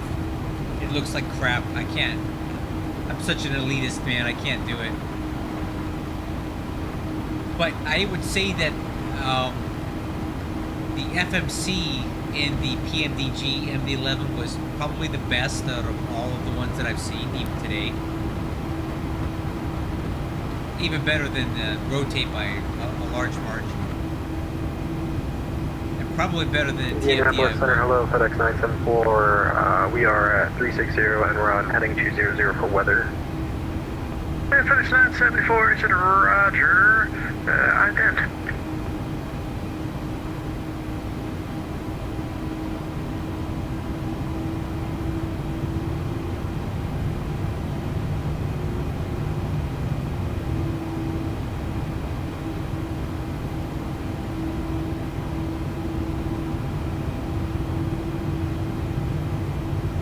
Coming up on transition altitude, altimeters 300. 974, radar contact, 20 miles south of Champaign VOR. Cross check 18,000. PBS is left and right, of course, approved. And I do see a pretty good gap down, let's see here. Right, cross check I see a 18,000. pretty good gap in the weather at about 125 miles here, 12 o'clock. Now, But when able, cross check. direct hitman and advise. We will advise you when we're going back direct hitman. On our weather radar, it seems that we still have a pretty big cell in front of us, so we're just going to continue on 200.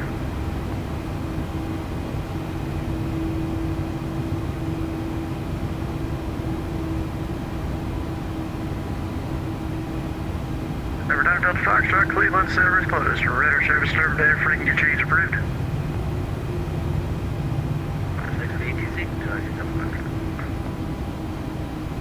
Indianapolis Center, Foxtrot, or FedEx 974. There's 974. Actually, do you know the tops of this weather, or can I get it increased maybe 400? FedEx 974, climb and maintain level 400, and I'll figure that out for you. Thank you, we'll climb and maintain 400.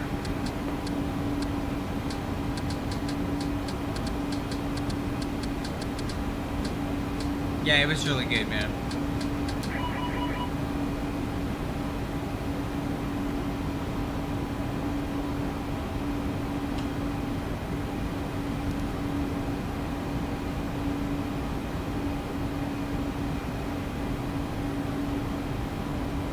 Why was it trying to reduce speed to 250?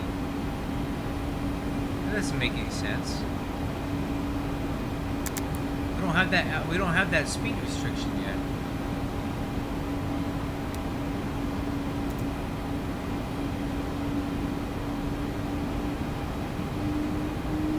I don't want to slow down unless I have to.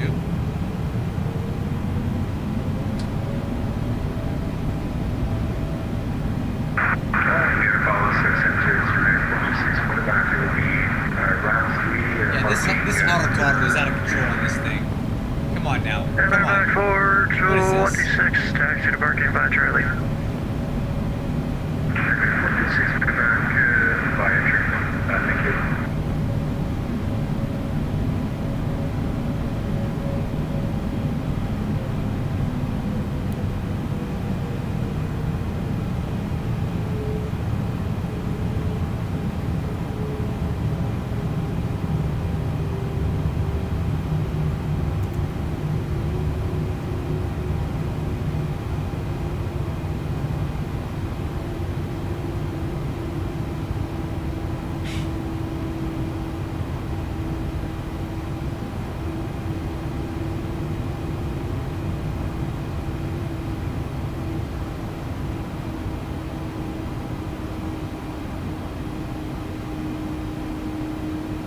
FedEx 974, I'm showing the clouds maxing out level 400 in some areas. There's occasional areas of level 410.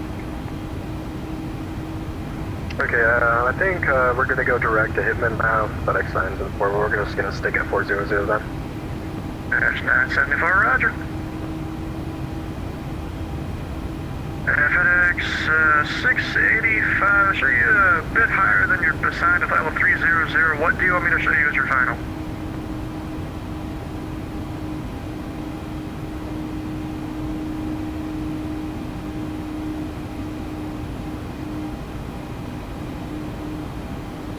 Butterfly 685, Indy Center.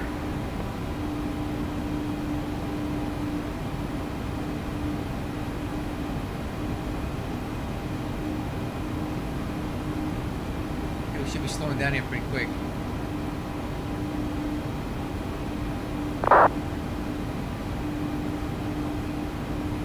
County 244, Chicago Center is closed. Better service server net, frequency change approved.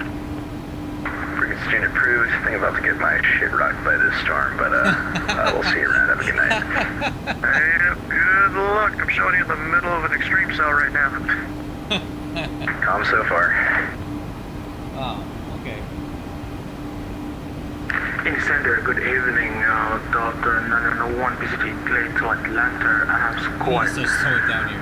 3773. Ready for 250, okay. Some speed break out Delta here. So 9901, Indy Center, Squawk Mo Charlie.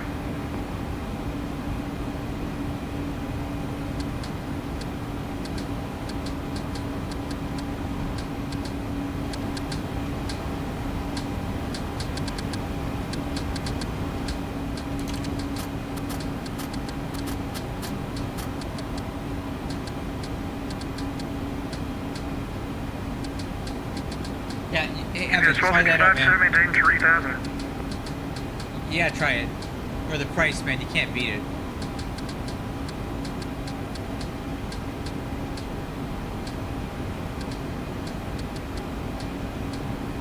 It is 1255, descend and maintain 3000. Down to 3,000, 1255. I crew down to 3,000. Delta 9901, runway 23, Delta 9901, I don't know what happened there. Seemed to have lost your mode Charlie again. Make sure that's turned back on. Indy Center, good evening. This is Jet 88, flight level 500. I do not like the click spots for this thing. Hard to get to. Vista 88, Indy Center, ident.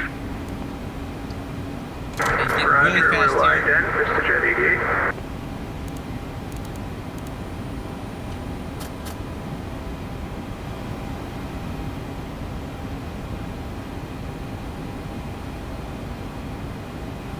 You know, I never had a chance to try the PMDG 747. Never got into that one. Delta 9901, runway 23 left, taxi via Kilo Romeo Charlie, and just keep working on making sure your mode Charlie's on. I'm gonna go vertical speed.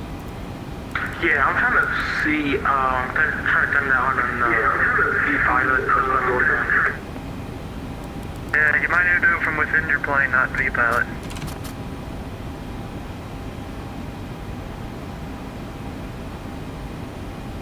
And apparently I'm being told the A350 has a weird thing, the FMS, they have to do to set mode Charlie or something.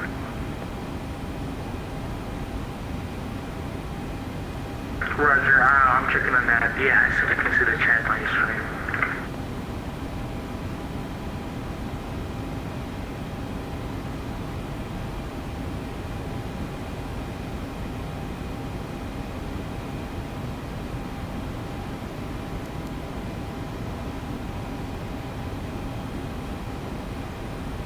Indianapolis Center, good evening. You're Canada 115, 13,000 feet.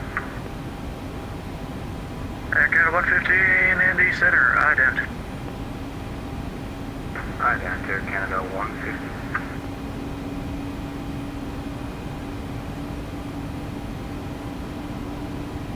Alright, crew, we're cleared down to 3,000 feet. He's setting us up for the visual here. Canada 115, radar contact, reach 3 miles northwest of the Brickyard VOR. Descend via the Jax 2 arrival. Runway 23 left. The Indianapolis altimeter tree 002. Stereo lights. To arrival, 23 left, and 3002 for the Alps. Canada 115, thank you. Canada 115. You can expect the ILS 23 left approach. Expect the ILS 23 left for Canada 115.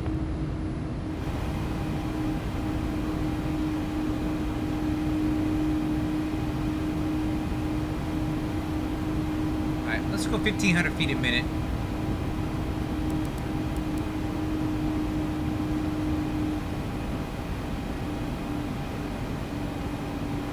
Wow, Driscoll's light mod's looking mighty nice right now. Look at that. That looks nice, dude.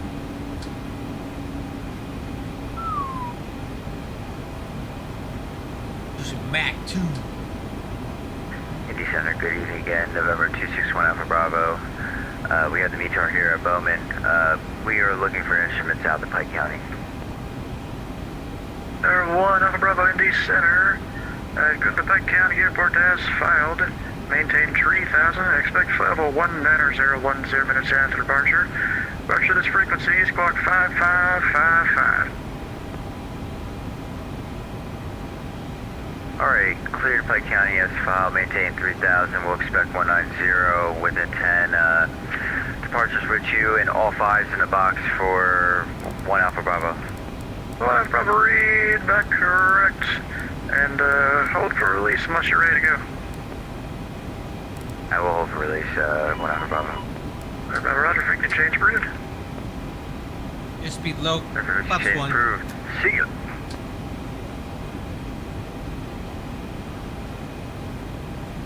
Okay, heading select. It's 1255 heavy, turn right, heading 150 vectors final. 150 vectors final, UPS 155 heavy. Alright, crew. It's 1255, I don't know if I ever asked. Do you want 17 left or 17 right? 17 right, please.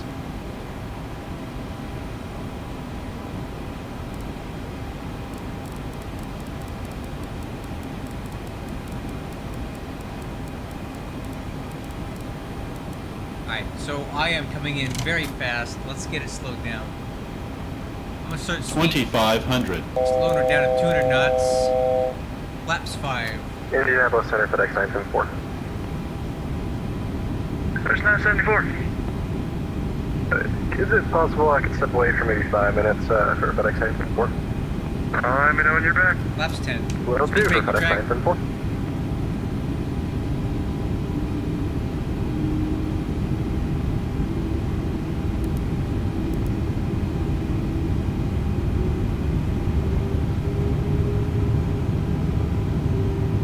UPS 1255, the field 11 o'clock, 13 miles reported in sight.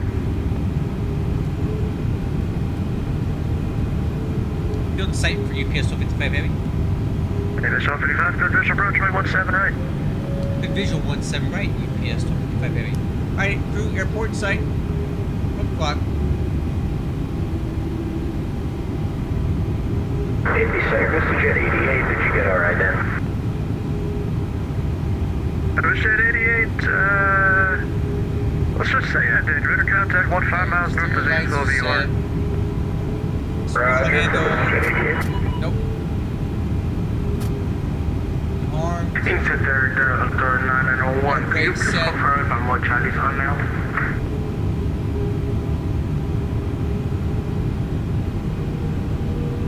Delta 9901, affirm, I see your altitude, or your motor Speed right now. 180.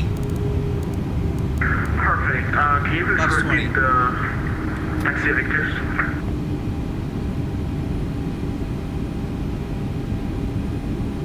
Delta 9901, runway 2, tree left, taxi Go down. via Kilo, Romeo, Charlie. Taxi Kilo Romeo Charlie, 23 left, Delta 901. Armed localizer.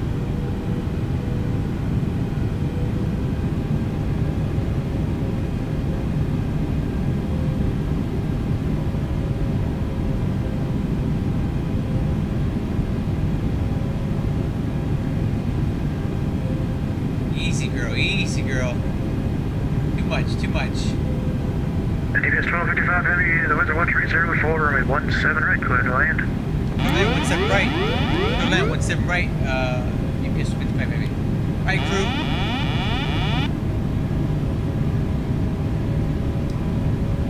Set runway heading.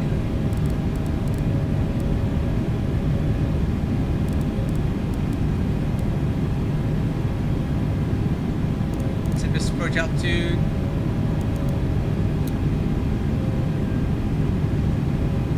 Alright. Hot throttle.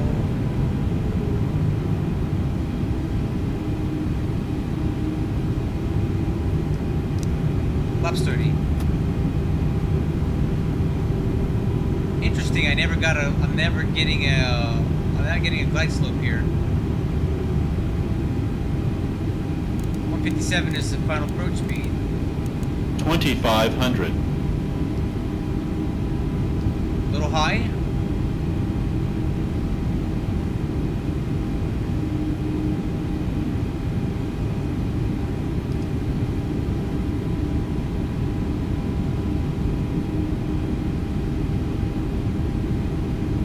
I don't need the windshield wipers on anymore.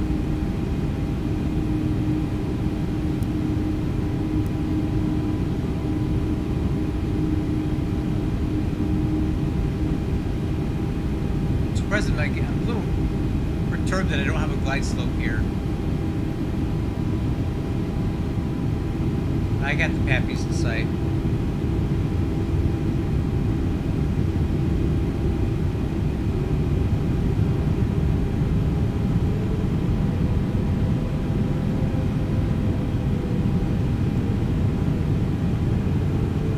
One thousand.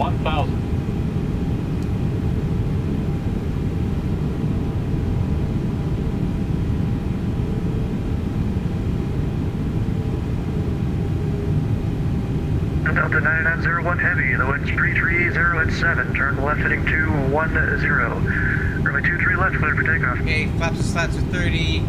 Altimeter's cross check. ICAST no alerts.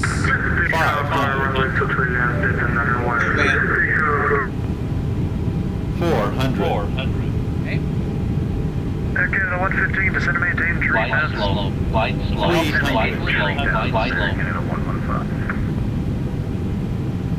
There's no glide slope. 200. Approaching minimums. 100. 50. 40. 30. 20. 10. 5.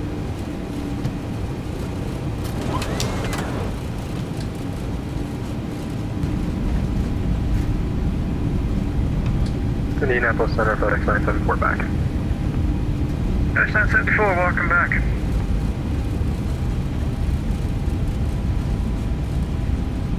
FedEx 974, we'll need you at altitude. Would you like flight level 410 or 390? Oh, I never got my reverse thrust. 390 would probably work. Manual braking. FedEx 974, descend and maintain flight level 390, and I'm showing you past at least most of the precipitation at this point. I don't know why I never got my Descend reverse and maintain thrust. 390. Thank you for that. For FedEx 974.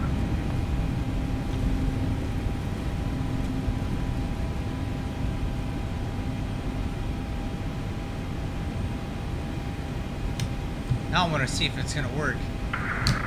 Indiana Center, Cessna 2366 Whiskey.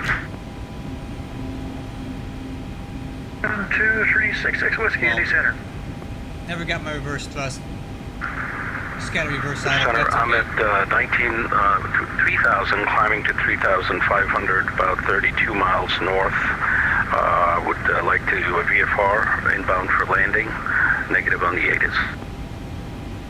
And 2366 Whiskey, Indy Center, squawk 3764, the Indy altimeter 3002.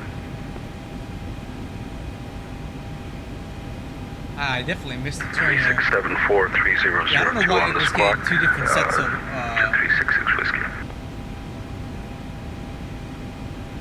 Yeah, I overshot here. I went to the overrun here.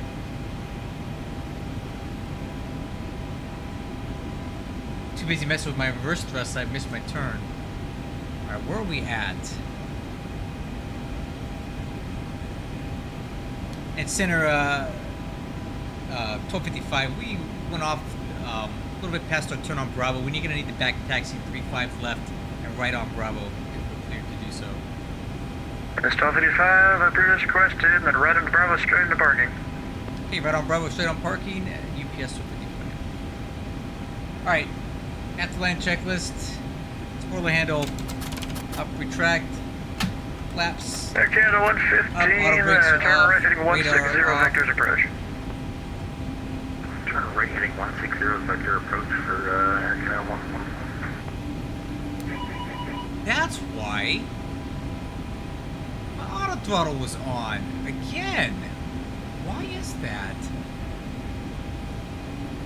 I turned it off. And remember 66 Whiskey, the code is 3764. I'm gonna have to look at my key bindings. I may have the wrong button for this. 3764, 66 Whiskey. Next 974, Memphis Center is closed for return service I'm still terminated. running this jet, so What's your change proof? FedEx 974, thank you for all your help. yeah, there's Bravo. Indy 1 Alpha Bravo is going short of 24 Alpha 6. We're ready to go.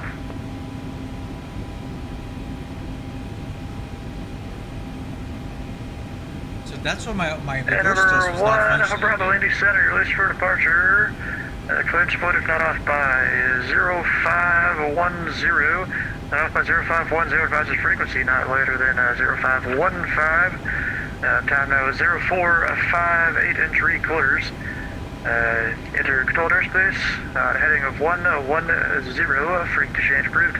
Alright, let me finish my after landing checklist here. Alright, we'll establish contact within 10. If we're not in contact with you within 12, we'll state our intentions and we'll enter landing lights. controlled airspace at a heading of 110 for 1 Alpha Bravo. Strobe.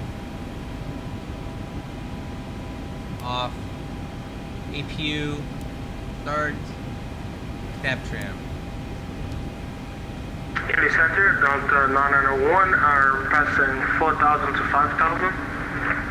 Delta 991 Indy Center, radar count, taxi elevated.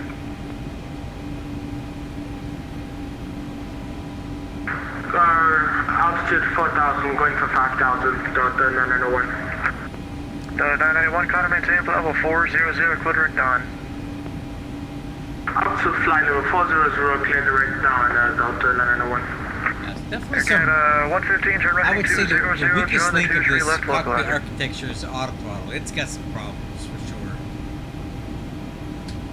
Like, I Delta hit the auto throttle disconnect button. 9901, previously I gave you the And left for turn of whatever reason, the auto 210. throttle You're was supposed still to engaged keep when I flying that landed, tilt so tilt, it was otherwise fighting it'll me with just the reverse go and thrust. direct your first waypoint. I had selected max reverse thrust and I got none of it because it just was not, Oh, sorry about that. wasn't gonna do it.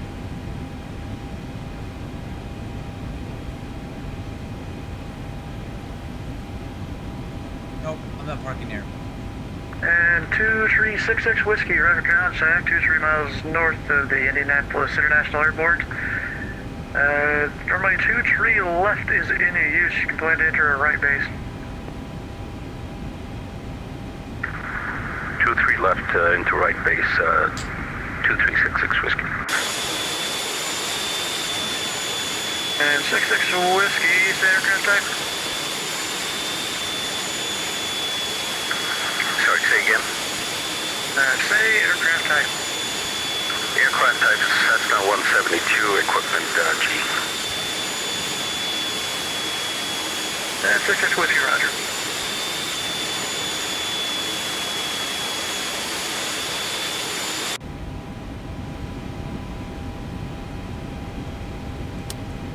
Parking brake set.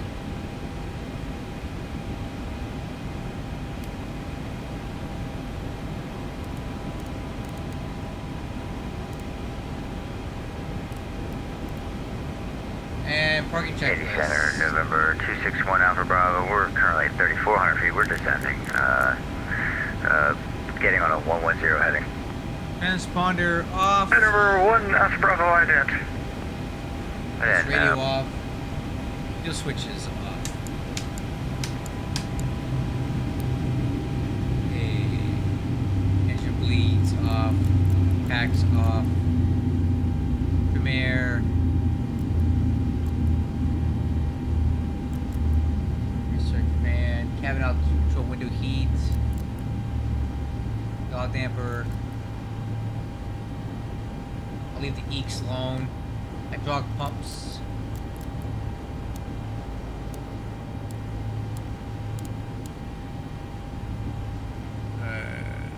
Anti-collision light off. Standby. Okay, that's pretty good. Oh, guys, this was an okay flight. Oh, 6 degrees. Well, we got 7.5 in now. Okay flight. Definitely experienced some discontent with the auto throttles, especially on that approach. Apparently I had them on when I thought I had them off. I pressed the auto throttle button and it didn't disconnect them, so I'm gonna need to reach over here and disarm them manually this way. The button here is not working. So this is the auto throttle disconnect button here, and it is not disconnecting. If I click that, that should click it off, and it's not doing it. So that would explain why I was unable to not use my reverse thrust. I had them out, right? But when I went to run them up, it didn't, because the auto throttle was fighting me the whole time, trying to keep it at idle. So that's what that is. Now I'm aware of that. I'll do better next time. I guess that's it for now. I still want to keep flying this thing. I want to keep learning it, but I'm learning what the shortcomings are of it, and that makes it, I guess, better for me to fly. Let's see what our touchdown rate was.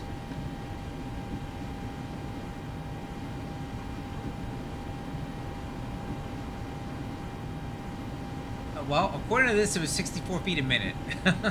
I think it's pretty good. But we were really slow. That's the problem. We were really slow on that touchdown. Our approach should have been flown at 162, and I think I was flying it at the actual VREF speed, which is not enough. So that would explain why we're 5 knots slow on the touchdown on the approach. I should have had it at 162. So that's on me. Yeah, that was fun. And on this thing, you kind of have to, or it's going to be surging like this the entire flight, and you're going to go insane. So I decided to take matters into my own hands. And I did pretty good with it. But, okay, I'm going to call it a night. I'm going to get some sleep. We'll fly this thing again the next opportunity I got until we get it all ironed out and I can really nail these approaches down. And fly the appropriate speed, because we were 5 knots slow the entire time, which is not good. Anyway, guys, I'll catch you on the next one. Take care.